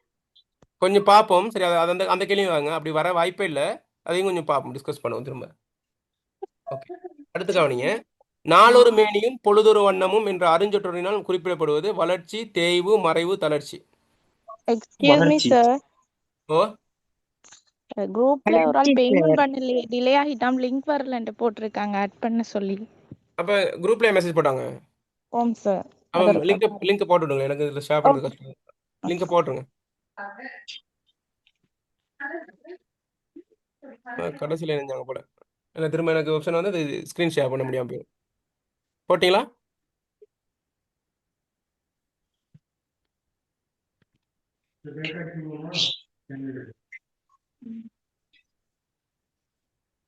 சரியா? ஓகே. நாளொரு மேனியும் பொழுதொரு வண்ணமும் என்ற அருஞ்சொற்றினால் குறிப்பிடுவது வளர்ச்சி, தேய்வு, மறைவு, தளர்ச்சி. எது? வளர்ச்சி. வளர்ச்சி. வளர்ச்சி. வளர்ச்சி. நாளொரு மேனியும் பொழுதொரு வண்ணமும் வளருது. வளர்ச்சி. ஓகே, கொஞ்சம் வேகமா போமா. ஓம் சார். பின்னொருள் போர்த்துகேய மொழி சொல்லாக அமைவது. போர்த்துகேய மொழி என்னது? என்ன என்ன சொல்லுது? சப்பாத்து, லாச்சி, பாட்டு, இதெல்லாம் பாடமாக. சப்பாத்து சரியா? சார். இதெல்லாம் கண்டுபிடிக்கிறது. எது? சப்பாத்து. சப்பாத்து. சப்பாத்து 23வது சப்பாத்து. அரண்மனையில் மகளிர் தங்குவதற்குரிய தனி இடம், அது எல்லாத்துக்கும் தெரியும். ஏன்னா அந்த அந்தப்புறம். அந்தப்புறம். அது மட்டும் நல்லா தெரியும் நமக்கு. ஒரு மார்க் முழுமையா எடுத்துக்கலாம். ஓகே. அடுத்து, தமக்கு வேண்டிய பொருள் அண்மையிலே இருக்க அதனை எங்கெங்கோ தேடி அலைதல் என்பதை விளக்க பயன்படுத்தப்படும் உண்மை தொடர். உரியில் வெண்ணெய் இருக்க ஊரெல்லாம் நெய் கலைந்த குறியில் வெண்ணெய் இருக்க ஊரெல்லாம் நெய்க்கு அலைதல் போல. அதான் சரி. அழகல் போல. ஏவட்பை கூரையை பிடுங்கியது போல. இதெல்லாம் கொஞ்சம் பார்த்துக்கொள்ளுங்க. ஏவட்பை கூரையை பிடுங்கியது போல என்ன அர்த்தம்? உச்சுவர் இருக்க புறச்சுவர் கோலம் செய்வது போலங்க என்ன அர்த்தம்? அகலாது அணுகாது தீக்காயில் போல என்ன அர்த்தம்? அப்படி அகலாது அணுகாது தீக்காய்வல் போல என்னன்னு சொல்லுங்க பாப்போம் சும்மா. அது திருக்குறள். அகலாது அணுகாது தீக்காய்வர் போல திகழ்வேந்தர் முன்னிற்பர் அப்படின்னு சொல்லுவாங்க. என்ன அர்த்தம்னு கேட்டா, ஒரு மன்னர்கிட்ட இல்ல இல்ல இல்ல சரி. ஒரு ஒரு குளிர்காய் வந்தனே, ஒரு குளிர்காயில நம்ம என்ன செய்வோம்? நெருப்புல குளிர்காயும் போது அப்படியே இப்போ அடுப்பு கிட்ட போயிட்டு, நெருப்பு எரியக்கூடிய அடுப்பு கிட்ட போயிட்டு குளிர்காயும் போது அது எப்படி நம்ம குளிர்காயும்? அடுப்புலேயே உட்கார மாட்டோம். அப்போ ஒரு கெப்போன் இருக்குன்னா அந்த அடுப்புக்குள்ள ஒரு சூதானமாக நம்ம குளிர்காயும். அந்த மாதிரி அந்த உயர்ந்தவர்கள்ட்ட பழகும்போது, இப்போ ஒரு பெரிய சான்றவர்கள்ட்ட பழகும்போது நம்ம என்ன செய்யணும்? சின்ன ஒரு கெப்போன்னு வச்சு பழகணும். அந்த அதான் அகலாது அணுகாது தீக்காய்கள் போல திகழ்வேந்தர் முன்னிற்பார் அப்படின்ட்டு அந்த இது. சரி, அந்த அந்த ஒரு ஒரு இடைவெளி, பழக்கத்தில் இடைவெளி இருக்கணுங்கிற மாதிரியான ஒரு கருத்து வரக்கூடியது. சரியா? ஓகே. அடுத்து, தமிழ் நெடுங்கணக்கு ஒழுங்கில் அமையாத சொற்கூட்டம். Answer 3 sir. இது ஆன்சர் 3 சரி. இது எப்படி கண்டுபிடிக்கணும் தெரியுமா? தெரியாது சார். இதை அப்படியே வைங்க. ஏன்னா அதை தனியாக நான் படிப்பிக்கணும். ஏன்னா அது வந்து ஒரு டைம் ஒன்று எடுத்துரும். அந்த நம்ம முதல்ல அந்த மெய்யெழுத்துக்கள் ஓர்டர் ஞாபகத்தில் வைக்கிறது எப்படி, உயிரெழுத்துக்கள் ஓர்டர் எப்படி, அதை வந்து அதை அவங்களுக்கு தனியாக வழங்கப்படுது, கடைசியாக வழங்கப்படுது. இதெல்லாம் பார்த்துட்டு கடைசியாக நான் வழங்கப்படுத்துறேன். சரியா? அதை அப்படியே வைங்க. ஒரு டைம் ஒன்று எடுத்துரும். அப்படியே வைங்க. அடுத்து பார்த்துட்டு கடைசியாக இது நம்ம இதுக்கு வரும்.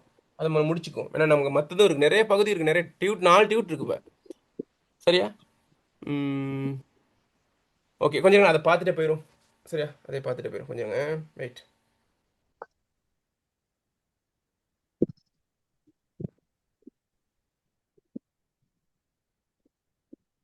ஒரு நிமிஷம் தான் டைம் ஒன்று.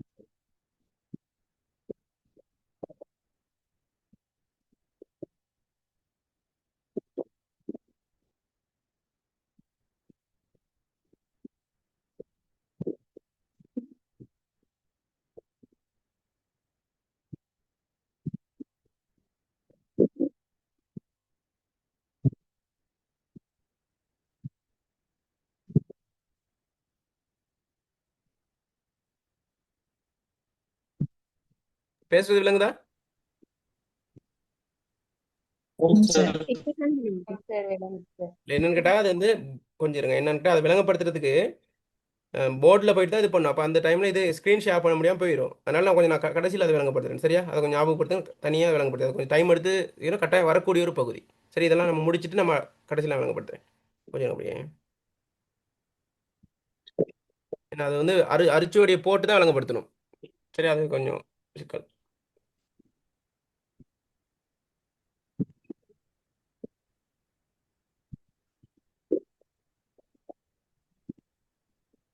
அடுத்தது பாருங்க, தமக்கு வேண்டிய பொருள் அது பார்த்துட்டோன்னா. ஓகே. மனிதனின்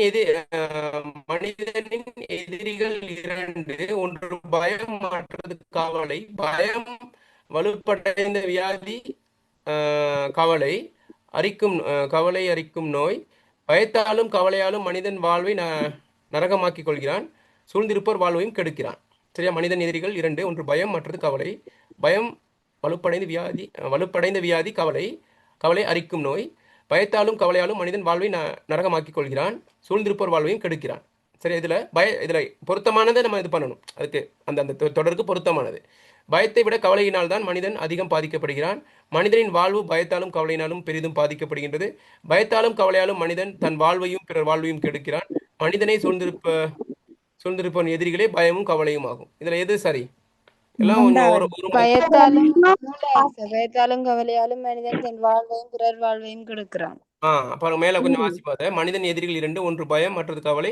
பயம் வலுப்படைந்த வியாதி, கவலையாகும் அரிக்கும் நோயாக காணப்படுது. பயத்தாலும் கவலையாலும் மனிதன் வாழ்வை நரகமாக்கிக் கொள்கிறான், சூழ்ந்திருப்போர் வாழ்வையும் கெடுக்கிறான். சரிதானே? இப்ப பயத்தாலும் கவலையாலும் மனிதன் தன் வாழ்வையும் பிறர் வாழ்வையும் கெடுக்கிறான். எல்லாம் வருந்தனை. மத்தெல்லாம் பயத்தை விட கவலையினால தான் அந்த விஷயம் வருது. ஆனா மூணாவது விஷயம், இந்த பிறர் வாழ்வுங்கிற விஷயம் மற்றதுல எல்லாத்துலயுமே வரல. என்ன விளங்குதா? அப்ப அதை வச்சு கண்டுபிடிச்சிடலாம். அரும்பாடுபட்டு உயிர் வாழுதல் என்னும் பொருள் தரும் மரபு தொடர். வயிற்றில் அடித்த அரும்பாடுபட்டு உயிர் வாழுதல், கழுவுதல் சார். வயிறு வயிறு கழுவுதல். வயிறு கடித்தல், கழுவுதல். வயிறு கழுவுதல். வயிறு கழுவுதல். வயிறு கழுவுதல். வயிறு கழுவிட்டு இருக்கு அப்படின்னா ரொம்ப கஷ்டப்பட்டு, ரொம்ப வறுமையில இருந்து அப்படி சரியா ரொம்ப கஷ்டப்பட்டு வாழ்ந்து கொண்டிருக்கு நிலைமை. சரியா? தொழுகல்லரை நம்பி நடவாதி. தொழுகல்லர் என்றால் என்னன்னு கேட்டிருக்கு. ஏமாற்றுக்காரர். ஏமாற்றுக்காரர்கள். ஏமாற்றுக்காரர். சரி சரி, இந்த மாதிரி சொற்கள் நம்ம பாடமாக்கி தான் கண்டுபிடிக்கும். இது வந்து டிரெக்டாக கண்டுபிடிக்க இயலாது. பாடமாக்கி தான் நம்ம கண்டுபிடிக்க வேண்டியதாக இருக்கு. அப்போ நிறைய விஷயங்கள் ஒத்த கருத்து சொல், எதிர்கருத்து சொல்லலாம் பாடமாக்கும் கொஞ்சம். சரியா? நீதிபதி வழக்கு விசாரணை மறுதிகதிக்கு தாமதித்து வைத்தார், நிறுத்தி வைத்தார், முடக்கி வைத்தார், ஒத்தி வைத்தார். ஒத்தி வைத்தார். ஓகே. அந்த அடிப்படையில் நம்ம இந்த மாதிரியான கேள்விகளை பார்த்தா நிறைய தலைப்புகளை நம்ம என்ன செய்யணும்னா பார்த்துருக்கோம். சரியா? ஓகே. அப்ப இதுல உள்ள தலைப்புகளை பார்த்துக்கணும். மற்றது அந்த அதில் உள்ள கேள்வியை நம்ம கொஞ்சம் பார்ப்போம். சரியா? ஓகே. இப்ப இன்னொரு இதோட சம்பந்தப்பட்ட ஒரு டியூட்டர் நான் உங்களுக்கு அனுப்புறேன். இதை அதை விளங்கப்படுத்தினோம்னா அது பெரிய டைம் எடுத்துக்கிட்டு இருக்க முடியல. அதனால அதை நீங்க வாட்சி விளங்கிக்கொள்ளுங்க. நிறைய தலைப்பு பார்த்துட்டோம். சரியா? இந்தா பாருங்க, இதில் அழகாக உங்களுக்கு கொடுத்துருக்கேன். வரக்கூடிய பகுதியில் உள்ள எல்லாருமே கொடுத்துருக்கேன். இந்தா பாருங்க. தனி வாக்கியம் அப்படின்னு என்ன, கூட்டு வாக்கியம் என்ன, கலப்பு வாக்கியம் என்ன, குற்றியலுகுரம், உடல்நிலை மெய்மயக்கம், வேற்றுநிலை மெய்மயக்கம். சரியா? இந்த எல்லாம் கொடுத்துருங்க. வேற்றுமை தொகை, வினை தொகை, இரு பெயரிட்டு பண்பு தொகை நம்ம பார்த்தோம். அதெல்லாம் நோட்ஸ்ல இருக்கு. சரியா? பண்பு தொகை, இந்த ஓமை தொகை, உண்மை தொகை, அன்மொழி தொகை, சார்பெழுத்து, உடன்பாட்டு வினை. சார் இது குரூப்ல போடுவீங்களா? நான் போடுறேன். எதிர்மறை வினை, செய்வினை, செயற்பாட்டு வினை, ஏவல் வினை முற்று, வியங்கோல் வினை முற்று, வினையாளனை பெயர். சரியா? அடுத்து தொழிற்பெயர். இதெல்லாம் பார்த்துட்டு இருந்தேனே, நிறைய தலைப்புகள் பார்த்துட்டு இருந்தேன் இதுல. ஓகே. அப்ப இது நம்ம பாக்குறோம். அப்ப இது மட்டும் இல்ல, நீங்க நிறைய இதோட சார்ந்து நிறைய தேடுங்க. சரியா? இருக்கிற டைம் போதும், தேடி படி. உண்மை தொகை என்ன? உண்மை தொகைங்கிறது வந்து என்னன்னு கேட்டா, உதாரணமா இப்ப ராப்பகல் அப்படின்னு ராப்பகல், எனது பெற்றோர்கள் ராப்பகலாக உழைத்தார்கள். அப்ப பாருங்க, ரா பகல்னா இரவும் பகலும். இரவுக்கு பக்கத்துல ஒரு உம்மும், பகலுக்கு பதில் உம்மும். அதாவது முதல் சொல்லின் கடைசியில் ஒரு உம்முங்கிற விகுதியும், கடைசி சொல்லின் கடைசியில வந்து என்னது உம்முங்கிற விகுதியும் வரும். ராப்பகல். அதே போல காலை மாலை, காலையும் மாலையும். சரியா? பாருங்க, சேர சோழ பாண்டியன், அதுவும் உண்மை தொகைக்குள்ள வரும். சேரனும் சோழனும் பாண்டியனும் நம்ம என்ன செய்யறோம்? சேர சோழ பாண்டியன் சொல்றோம். அந்த மாதிரி வருது. நான் சோறு எப்படி வருது? சார் நான் பால் பழம் சாப்பிட்டேன் எப்படி சொல்லலாம்? பாலும் பழமும் சாப்பிட்டேன். உம்முங்கிற விகுதி வாரது. சரியா? ஓகே.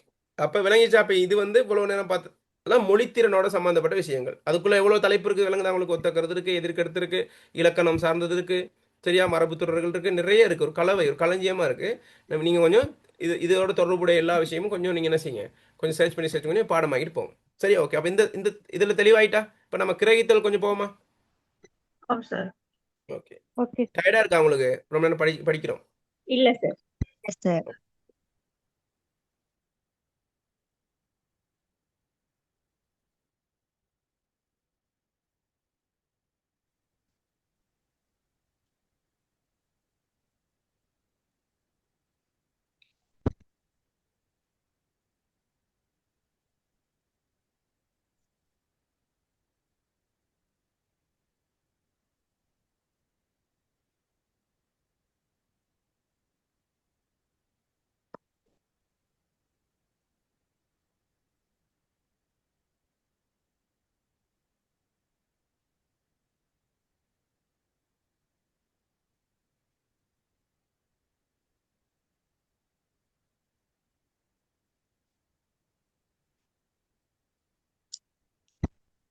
ஒரு நிமிஷம் இருங்க.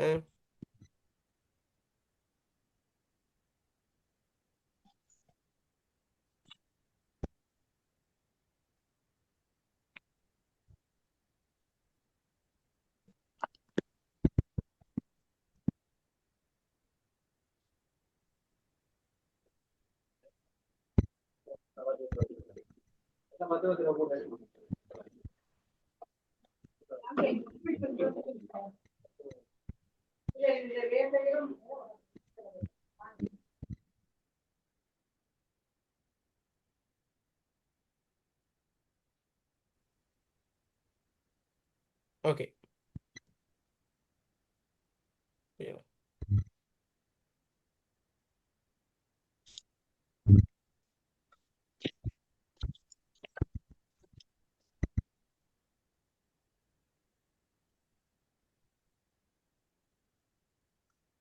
ஸ்கிரீன் விளங்குதா?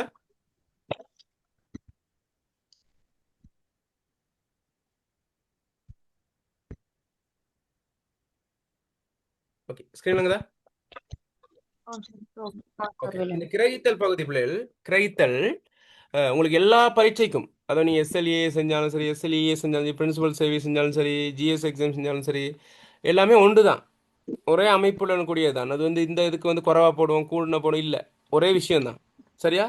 அப்போ நம்ம என்ன செய்யணும் கேட்டால் இதை கொஞ்சம் நம்ம தெளிவாகிக்கணும். அது என்ன கிரகித்தல்ங்கிறது, என்னென்னத்தை எதிர்பார்க்குறாங்க அப்படிங்கிறத நம்ம பார்க்கணும். சரி? அப்போ கிரகித்தல் அப்படிங்கும்போது இப்படி சுருக்கமும் கிரகித்தல் தான் வரும். ஒரு பந்தியை கொடுத்து என்னது அதை ஒரு 50 சொல்லையோ அல்லது 40 சொல்லையோ சுருக்கி எழுதக்கூடிய ஒரு நிலைமை இருக்குதுன்னா அதுவும் கிரகித்தல்.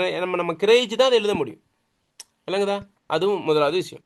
அது இல்லாமல் ஒரு பந்தியை கொடுத்துட்டு கீழே கேள்வி கேட்கறான்னு வைங்களே, ஒரு பந்தியை கொடுத்துட்டு அந்த பந்திகளுக்கு வந்து என்னது இருந்து விடையை நம்ம தேடி நம்ம மொழி நடையில் எழுதுறதும் கிரகித்தலுக்குள்ளே தான் வரும்.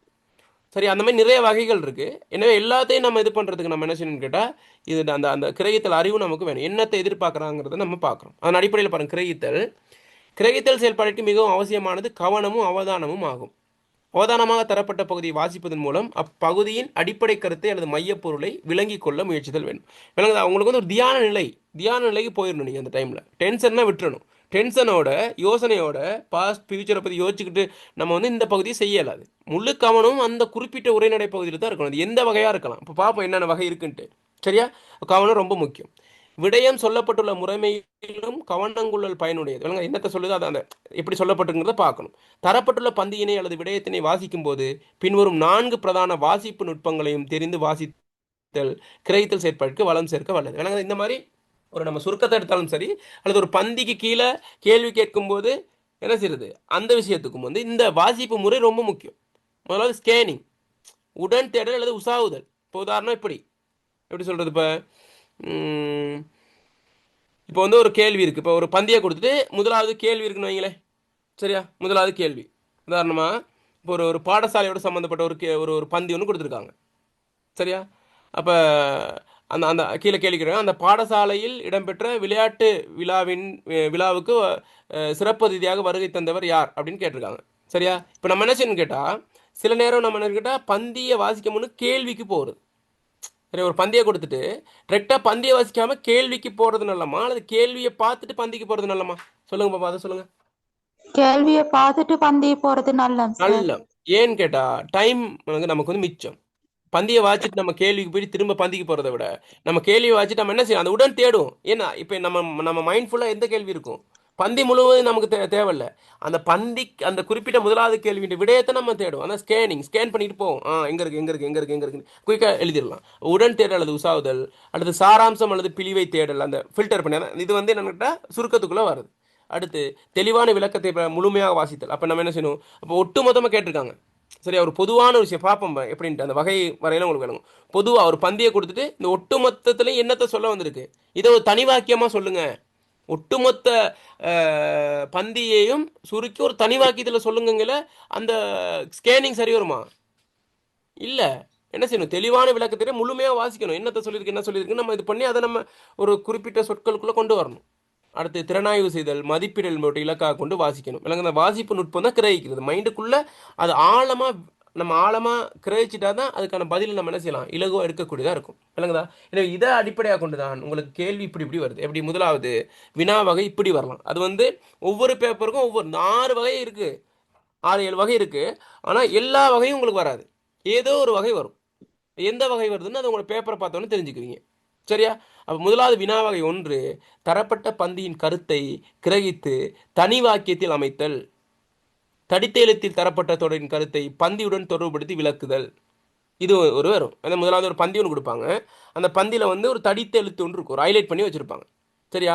அந்த தடித்த எழுத்திட விளக்கத்தை பந்தியோடு தொடர்புபடுத்தி விளக்க சொல்லி வரும். சரியா? அது ஒன்று. இன்னொன்று என்ன கேட்டால், அந்த ஒட்டுமொத்த பந்தியை என்ன செய்யணும்னு கேட்டால் தனி வாக்கியத்தில் எழுத வேண்டிய நிலைமை இருக்குது. சரியா? அப்போ அதுக்கு நம்ம ப்ராக்டிஸ் பண்ணணும். சரியா? ஓகே, அது ஒரு வகை, வினா வகை 1. வினா வகை 2, சுருக்கம் எழுதல். சரியா? விரிவாக தரப்பட்டுள்ள ஒரு விடயத்தை அதன் பொருள் கெடாதவாறு, தொடர்பு குறையாதவாறு, குறைந்த சொற்களில் தமது சொந்த மொழியினரே எழுதல். சுருக்கம் ரொம்ப ரொம்ப முக்கியம் பிள்ளைகள். சுருக்கம்ங்கிறது நீங்கள் நினைக்கக்கூடாது அதை எனது ஒரு இப்போ 3 1 பங்காக சுருக்கிட்டா போதும் அப்படின்ட்டு. இல்லை, அதில் நிறைய நுட்பங்கள் இருக்குது. அதை நம்ம பார்ப்போம். சுருக்கம் எழுதுறதுல நிறைய விதிகள் இருக்குது, அதெல்லாம் நம்ம பார்ப்போம். ஏன்னா நிறைய பேர் என்ன செய்யறதுன்னு கேட்டால், அதை வந்து அதில் உள்ள சொற்களை அப்படியே போட்டு சொற்களை குறைச்சி விட்டால் சரின்ட்டு. இல்லை, அது வந்து இது முழுமையாக உங்களோட மூளையோட சம்மந்தப்பட்ட விஷயம். அதை ஃபில்டர் பண்ணி அதை எடுத்து என்ன சொல்லிருக்குன்னு பார்த்து அதை உங்கள் மொழிநடை. சார், இன்னைக்கு உங்களுக்கு டைம் இல்லாட்டியும் நாளைக்கு செமினார்ல சரி கொஞ்சம் விளக்கமா சொல்ல முடியுமா சார்? நான் செஞ்சிருக்கேன், கவலைப்படாது. சரியா? நான் டைம் இல்லாட்டி நம்ம செய்வோம். சரியா? ஓகே. அடுத்து வினா வகை 3, தரப்பட்ட உரைப்பகுதியை வாசித்து தரப்பட்ட வினாக்கள் எடுத்து. பந்தி சொன்னேன், ஒரு பந்தி ஒன்று கொடுத்து கீழே கேள்வி கேட்பாங்கன்னு சொன்னேன். தரப்பட்ட உரைப்பகுதியை வாசித்து தரப்பட்ட வினாக்களுக்கு விடை எழுதுதல். சரியா? அப்போ அதுக்குள்ளே இருக்கும். நான் ஸ்காலர்ஷிப்பில் செஞ்சிருப்போம், பந்திகளுக்கு தான் விட இருக்கும், அந்த மாதிரியான கேள்வி அமைப்பு. அடுத்து பந்தியை கிரகித்து தரப்பட்டுள்ள 3 விடைகளில் பந்திக்குரிய மெய்க்கருத்தை தரும் விடையை தெரிவு செய்தல். அப்போ என்ன செய்வோம், ஒரு பந்தி ஒன்று கொடுப்பாங்க, அது கீழே 3 விடை இருக்கும். அதில் என்னது, முதல்ல ஓட எம்சிக்கு செஞ்சோம், அதில் பொருத்தமானது இது பண்ணோம். அந்த மாதிரி ஒரு பந்தி ஒன்று கொடுத்து அதில் இது 3 விட இருக்கும், அதில் 2 வந்து அதுக்கு பொருத்தமே இருக்காது, 1 சரியாக இருக்கும். அப்படி ஒரு வகை வரும். அடுத்து இன்னொரு வகை, 5வது வகை, தரப்பட்ட உரைப்பகுதியை மையப்படுத்தி தரப்படும் கூற்றுக்குள் சரி அல்லது பிழை என குறிப்பிடுதல். சரி, அது ஒரு பந்தி ஒன்று கொடுப்பாங்க. யோசிச்சு பாருங்க, ஒரு சரியோ அல்லது பிழையோ சொல்கிறதுக்கு என்ன செய்யணும், அதை கிரகிச்சு தான் நம்ம செய்யணும், கருத்தை கிரகிக்கணும் முதல்ல. இல்லை அந்த மாதிரி ஒரு கேள்வி வரும். அடுத்து தரப்பட்ட உரைப்பகுதியை மையப்படுத்தி தரப்படும் 4 தொடர்கள் படுத்த. முதல்ல 3 தொடர்களில் ஒன்று தானே, இப்போ 4 தொடர்களில் ஒன்றையும் தெரிவு செய்கிறதுக்கும் வரும். சரி, அப்படியும் வரும். அடுத்து தரப்பட்ட உரைப்பகுதியை அடிப்படையாக கொண்டு பல்வேறு வினாக்கள் கேட்கப்படும். 4 விடைகளை கொண்ட பல்வேறு வினாக்களில் பொருத்தமான ஒரு விடையை தெரிவு செய்தல் வேண்டும். இதுவும் அந்த மாதிரி தான். சரி, அது எம்சிக்யூ டைப்பில் வரும். இல்லைங்க, இப்படிலாம் பார்த்தீங்களா பிள்ளைகள், கிரகித்தல் இப்படிலாம் வகை இருக்குன்னு உங்களுக்கு தெரியுமா? இப்படி ஆழமாக பார்த்தீங்களா? மாடல் பேப்பரே இல்லை. மாடல் பேப்பர் யாருக்காச்சும் கிடைச்சா, பாஸ் பேப்பர் கிடைச்சா உங்களுக்கு யாருக்காச்சும்? இல்ல சார், இல்லை, பாஸ் பேப்பர் அவுட் பண்ண மாட்டாங்க, கிடைக்கலைங்க சார். கிடைக்காது. ஏன்னா அவுட் பண்ண மாட்டாங்க. நிறைய பேப்பர்கள் வந்து கொஞ்சம் சீக்கிரட்டாக தான் அது நடக்கும். ஏன்னா அதை அவுட் பண்ண மாட்டாங்க. ஒரு சில முன்னே வந்து அவுட் பண்ணாங்கன்னா, ஆனால் அது முன்னே உள்ளதும் இல்லை இப்போ. சரியா? அதனால் ஆனால் தெரியும் நமக்கு. சரி, நானும் ஒரு 10 வருஷத்துக்கு முன்னுக்கு நினைக்கிறேன், நான் இந்த ஜிஎஸ் எக்ஸாம் செஞ்சேன் நான். சரியா? அதுக்கு பிறகு நான் யூனிவர்சிட்டி போயிட்டேன், அதுக்கு பிறகு இதாக்கலை. எனக்கு தெரியும் அந்த பேப்பர். அதே மாதிரி தான் எல்எல்பியும் இதே மாதிரி தான். எல்லா மொழித்திறன் பேப்பரும் ஒன்று தான். விளங்குதா? மொழித்திறன்கிறது ஒன்று தான். அது ஜிஎஸ்க்கான மொழித்திறன், எஸ்எல்ஏஎஸ்க்கான மொழித்திறன் இல்லை, எல்லாம் ஒன்று தான். சரியா? அதனால் நீங்கள் அந்த கருத்துகள் தலைப்புகளை ஞாபகம் வச்சுட்டு போனீங்கன்னா சரி. சரியா? ஓகே. அடுத்து இந்த இதில் வந்து இருக்கு, இதை கொஞ்சம் நம்ம பிறகு பார்ப்போம். கொஞ்சம் நான் பயிற்சி செஞ்சு பார்க்கணும். ஓகே. இப்போ நம்ம என்ன செய்ய போகிறோம்னா, இதுக்கு முன்னுக்கு இது வந்து டைம் ஒன்று எடுக்கும் நம்ம வாசிக்கு. இப்போ சுருக்கம் ஒன்று நம்ம எழுதுவோம். சரியா? சுருக்கத்தை கொஞ்சம் பார்த்துட்டு அதுக்கு பிறகு இந்த மாதிரி இருந்தால் பாருங்கள், ஒரு பந்தி கொடுத்து பாருங்க, ஒரு உதாரணம் கொடுத்துருங்க பாருங்க. விளங்குதா? பாருங்க, பின்வரும் பந்தியை வாசித்து ஒவ்வொரு பந்தியினதும் இதை வந்து நான் இன்னைக்கு போட்டுருவேன். சரியா? நீங்கள் என்ன செய்யணும்னு கேட்டால் நீங்கள் ப்ராக்டிஸ் பண்ணிட்டு வந்தீங்கன்னா ஈஸியாக இருக்கும் எனக்கு. விளங்குதா? என்ன சொல்கிறேன், இப்போ நீங்கள் நான் போட்டுட்டேன், இப்போ டைம் ஒன்று போகுதுனே, இப்போ நீங்கள் அதை விளங்கி அதை எழுதி நானே சொல்லிட்டு போனால் அது வந்து உங்களுக்கு ஒரு இதுவும் இருக்காது தானே. விளங்குதா? ப்ராக்டிஸ் ஆகும் மேலாது தானே. இப்போ இன்னைக்கு நான் போட்டுறேன் உங்களுக்கு.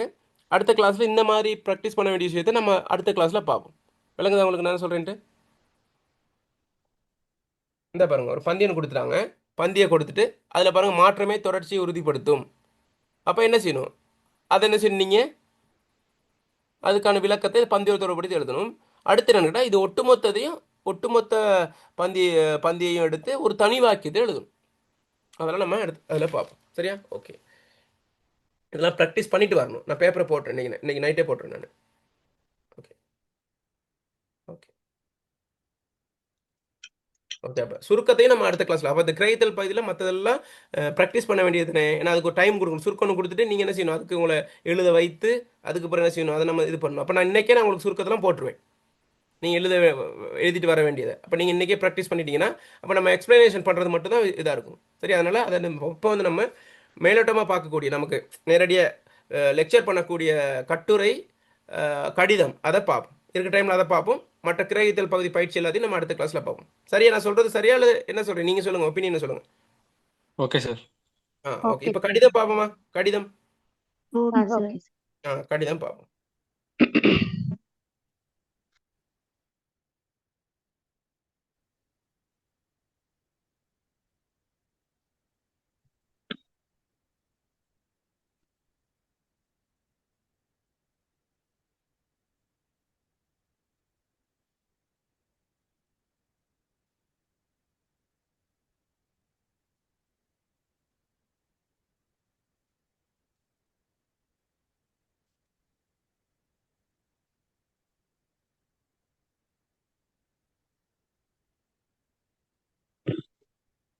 என்ன சொல்லுங்க.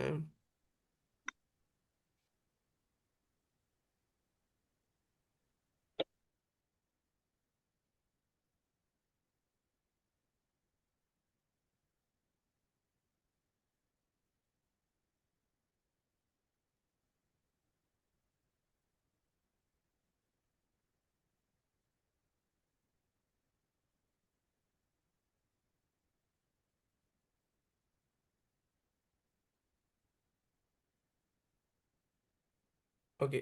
ஸ்க்ரீன் இல்லைங்களா? ஆமாம் சார். பாருங்க, ரொம்ப முக்கியம் கடிதம்.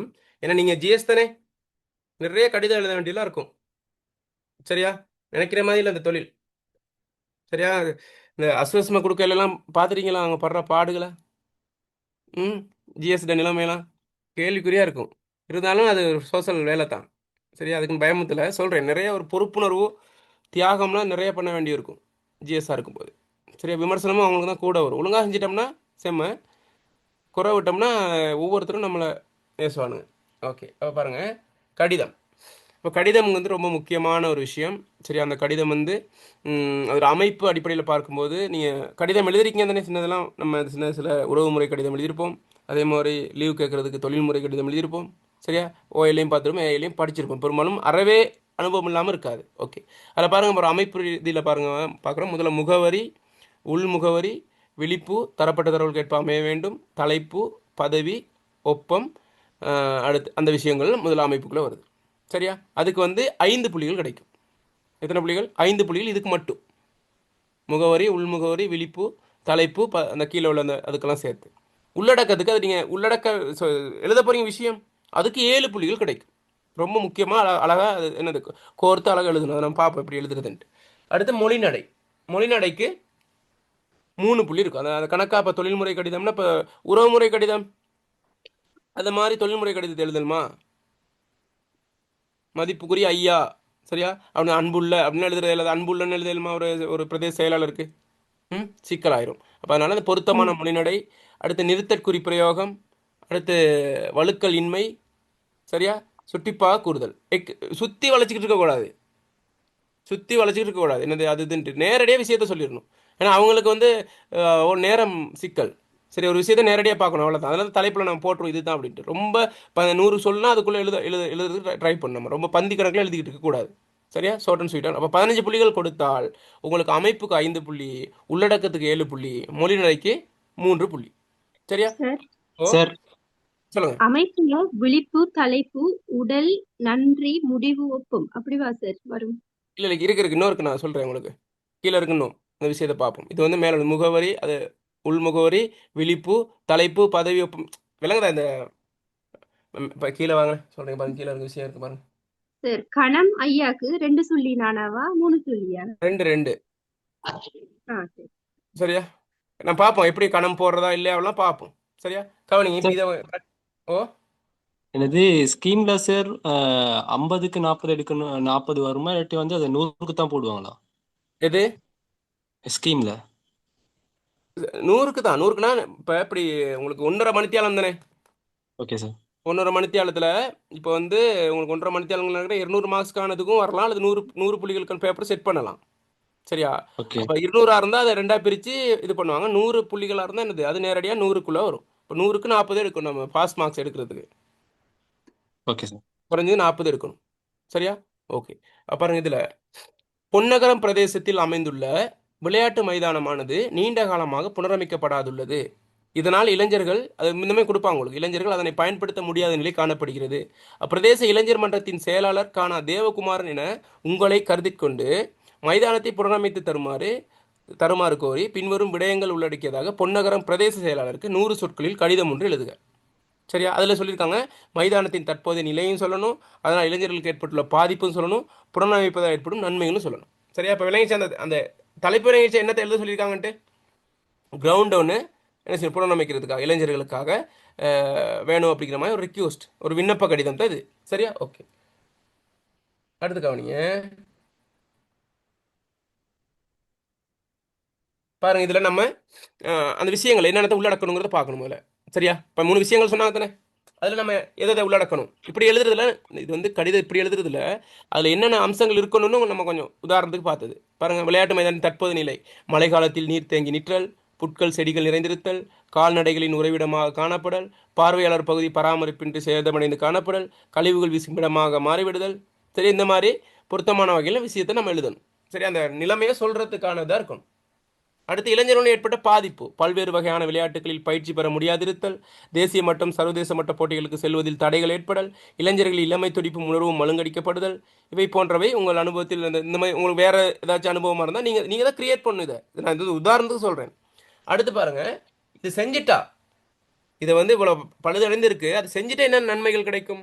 பயிற்சி பெற வாய்ப்பு அதை அப்படியே நெகட்டிவாக உள்ளதில் பாசிட்டிவாக மாற்றணும். பயிற்சி பெற வாய்ப்பு ஏற்படுதல், திறமையானவர்கள் வெளிக்கொணரப்படுதல், இளைஞர்கள் உடல் உள்ள ரீதியாக உற்சாகம் அடைதல், வெற்றி தோல்விகளை சமமாக ஏற்றுக்கொள்ளும் மனப்பாங்கு வளர்தல், கூட்டுணர்வு ஏற்படல், தேசிய மட்ட சர்வதேச மட்ட போட்டிகளுக்கு செல்லும் சாதனை படைத்தல், பயிற்சி பெற வாய்ப்பு ஏற்படுதல், திறமையானவர்கள் வெளிக்கொணரப்படுதல், இளைஞர்கள் உடல் உள்ள ரீதியாக உற்சாகம் அடைதல், வெற்றி தோல்விகளை சமமாக ஏற்றுக்கொள்ளும் மனப்பாங்கு வளர்தல், சரியா? கூட்டுணர்வு ஏற்படல், தேசிய மட்ட சர்வதேச மட்ட போட்டிகளுக்கு செல்லுதல், சாதனை படைத்தல், சரியா? விளங்க ஒவ்வொரு ப்ரொஜெக்ட்டுக்கு ப்ரொபோசல் போட்டுருந்தா உங்களுக்கு தெரியும். நிறைய விஷயங்களை நம்ம என்ன செய்யணும், இந்த ப்ரொஜெக்ட் வந்து எந்த அளவு நமக்கு தேவைங்கிறத நல்ல ஆழமாக சொல்கிறதுக்கு இந்த மாதிரி விஷயங்கள் நமக்கு ப்ரொஜெக்ட் போடுறதுக்கு அதே மாதிரி தான். கடித வடிவில் தான் நான் ப்ரொஜெக்ட் போடுவேன், ப்ரொபோசல் போடுவோம் ப்ரொஜெக்ட்டுக்கு, சரியா? அந்த மாதிரி நம்ம ஆழமாக அதை நிரூபிக்கணும். இந்த மாதிரி பிரச்சனை ஒன்று இருக்குது, இதுக்கு நீங்கள் கட்டாயம் தீர்வு கொடுத்தே ஆகணுங்கிற மாதிரியான ஒரு உறுதிப்பாடுக்குள்ளே இருக்கணும், சரியா? ஓகே. அதன் அடிப்படையில் பாருங்க கடிதத்தை எழுதிட்டோம். கடைசி கிளாஸ் பார்த்தோம். இப்போ வந்து வேற ஒரு தலைப்புல பார்க்குறோம். பாருங்க, தேவகுமாரன் கமா செல்வன் வீதி கமா பொன்னகரம் திகதி பேச தெளிவில்லையா? இப்போ பேசுறது விளங்குதா? பேசுறது விளங்கலையா? அதானே உங்களோட கவரேஜ் எதுவும் பிரச்சனை இருக்கும். எல்லாத்துக்கும் தெளிவா இருக்கா? ஓம் சார். ஓம் சார். தெளிவில்லாட்டி சொல்லுங்க. தெளிவா இருக்கு சார். Okay okay. அடுத்து கவனிங்க, யாருக்கு எழுத போறோம்? பிரதேச செயலாளர். பிரதேச செயலாளர் பொன்னகரம். சரியா? அவர் வந்து ஒரு போயிங்னால ஐயா போடலாம், அல்லது நமக்கு யாருன்னு தெரியாட்டி ஐயா அல்லது அம்மனின்னு போடலாம். சரியா? ஓகே. பாருங்க தலைப்பை பாருங்க. பாருங்க கெப்பெல்லாம் பாருங்க. இந்த இங்கே வரும், அது கீழே கெப்பெல்லாம் பாருங்க. கணக்கா இது பண்ணணும். அதுக்கு ஒரு சின்ன ஒரு கோடு விட்டுட்டு தான் அடுத்ததுக்கு பண்ணணும். ஐயாவுக்கு நேரம் எழுதக்கூடாது. இல்லைங்களா? விளையாட்டு மைதான புனரமைத்தல் தொடர்பானது. அப்படியே தலைப்பு வந்து ஷார்ட் அண்ட் ஸ்வீட்டாக இருக்கணும். தலைப்பே ஒரு பந்தி அமைப்பில் எழுதுனா அது தலைப்பாது, அது சிக்கலாயிரும். சரியா? பாருங்க, தலைப்பை போட்டு மேற்படியில் ஆரம்பிப்போம். மேற்படி பொன்னகரம் பிரதேசத்தின் இளைஞர் மன்றத்தின் செயலாளராகிய கன தேவகுமாரன் ஆகிய நான் தங்களின் மேலான கவனத்திற்கு கடிதத்தை எழுதுகிறேன். சரியா?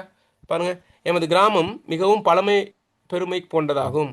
விவசாயமும் கடற்தொழிலும் பிரதான தொழிலாக கொண்டு ஜீவனம் செய்து வரும் மக்கள் கிராமிய பொருளாதாரத்தை மேம்படுத்த சிறு சிறு குடிசை கைத்தொழில்களையும் மேற்கொண்டு வாழ்ந்து வருகின்றனர். இப்பிரதேசத்தின் 30 மாணவர்கள் இருக்கு. மாணவர்கள் பெரும்பாலும் இளைஞர் விதிகளாக காணப்படுகின்றனர். 30 வீத மாணவர்கள் பெரும்பாலும் இளைஞர் விதிகளாக காணப்படுகின்றனர். இவர்கள் மாலை பொழுதுகளில் பல்வேறு விளையாட்டுகளில் ஈடுபடுவதுடன் மாவட்ட தேசிய சர்வதேச விளையாட்டுகளில் பங்கு பற்றி வெற்றியும் பெற்றுள்ளனர். எனினும் அண்மை காலமாக அசாதாரண சூழ்நிலைகளால் மைதானம் மிகவும் சேதமடைந்து காணப்படுகின்றது. கிராமிய வாழ்வு வாழ்கின்ற மக்கள் அதிக செலவு செய்து புனரமைப்பது மிகவும் கடினமானதாக உள்ளது.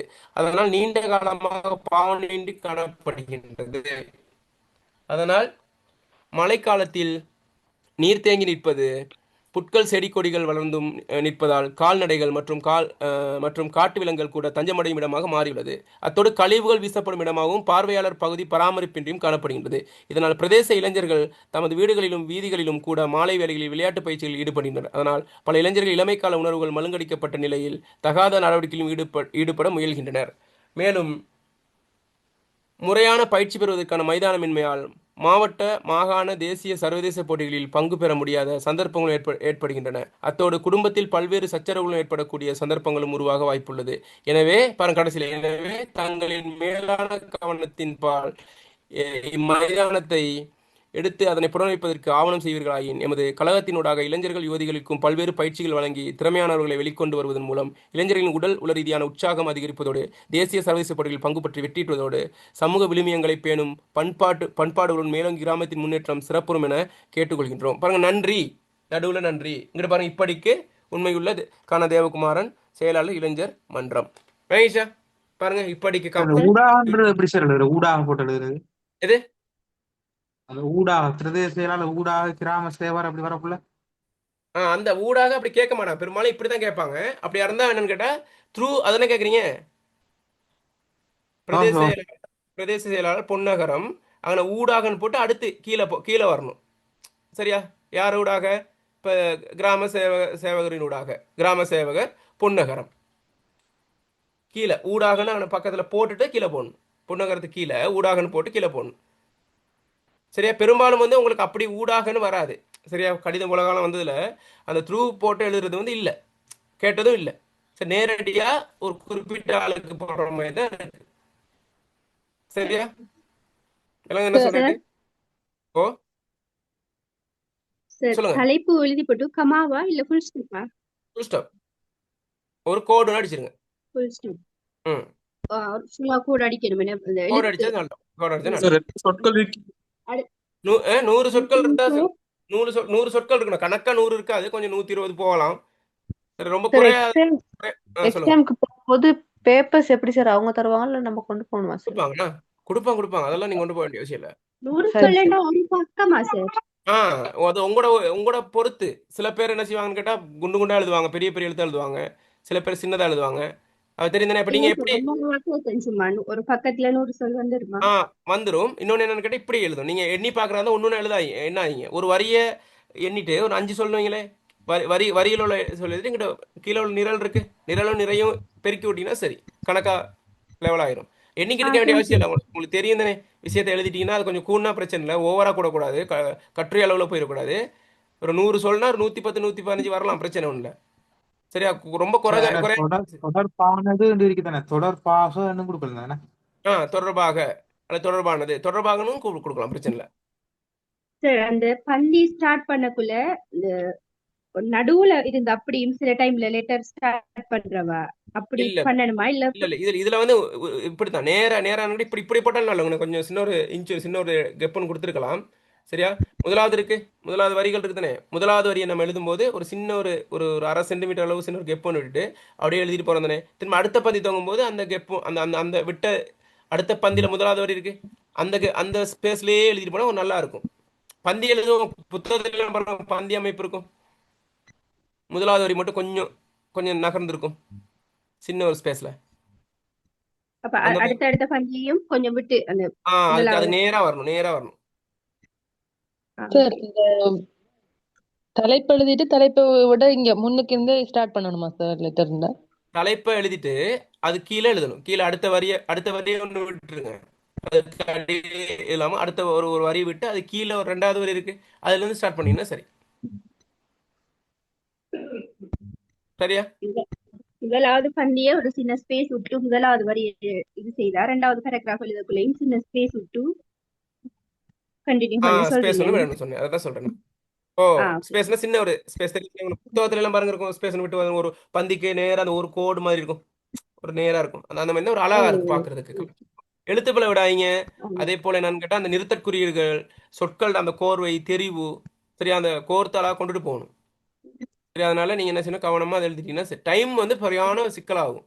நீங்க எழுதி பார்த்துட்டு திரும்பி எழுதுறதெல்லாம் போகாதீங்க. நேரடியா ப்ராக்டிஸ் தான் இருக்கணும் இதுல. இதெல்லாம் பரவாயில்ல, நேரடியா எழுதிடுங்க நீங்க. சுருக்கம் பிரச்சனை இல்லை, சுருக்கம்லாம் எழுதி பார்த்து தான் எழுதணும். நேரடியாக சுருக்கம் எழுத போயிடாதீங்க. ஒரு 2-3 டைம் எடுக்கும் சுருக்கத்துக்கலாம். எழுதி பார்த்து கணக்கான சொற்கள் வர்றதை ஃபில்டர் பண்ணி எடுக்கணும். நம்ம படிப்போம், சுருக்கம் படிக்கும்போது நான் சொல்லித்தரேன். இல்லைங்கதா? சார் லெட்டருக்கு ஒரே சைட் தானே சார் எல்லா ஒரே சைடு தான் வரும், அது, ம். ஒரே சைடு தான். இப்போ இருக்க கடைசி அந்த முறைமை சார் முன்னங்கு நன்றிக்கு சைடு. ஃபுல் ஸ்டாப்பா கமாவா? நன்றிக்கு ஃபுல் ஸ்டாப் ஃபர்ஸ்டா சார் முடிஞ்சு தானே. ஆ சரி, அது ஃபுல் ஸ்டாப் வைக்காட்டியும் பிரச்சனை இல்லை, வச்சாலும் பிரச்சனை இல்லை, அது கேஸ் இல்லை. ஒரு சொல் தானே. ஓகே, இப்போ அந்த விளங்குதா இப்போ உங்களுக்கு தெளிவா? ஓம் சார். அன்னைக்கு கடைசி சார் ஓகே. அப்போ கஷ்டமா இருக்காது உங்களுக்கு, டைமை மேனேஜ் பண்ணி எழுதிட்டீங்கன்னா சரி. ஓகே, அப்போ நம்ம கட்டுரையை பார்ப்போமா? ஆனால் கிளாஸாக இருந்தால் செய்யலாம், பிள்ளைகள் நல்லா செஞ்சுட்டு போகலாம். ஏன்னா கொஞ்சம் அவசரமாக போகிறவங்க கூட இந்த முடிக்கணும் அப்படிங்கிறது உங்களுக்கு எக்ஸாம் கிட்ட நெருங்கிருச்சு, அதனால தான். சார் ஓகே, அப்போ கட்டுரை லெட்டர்ஸ் எல்லாத்தையும் கொஞ்சம் போட்டுடுங்க. எல்லாம் போட்டு வரேன் நான் உங்களுக்கு. ஓகே. ஓகே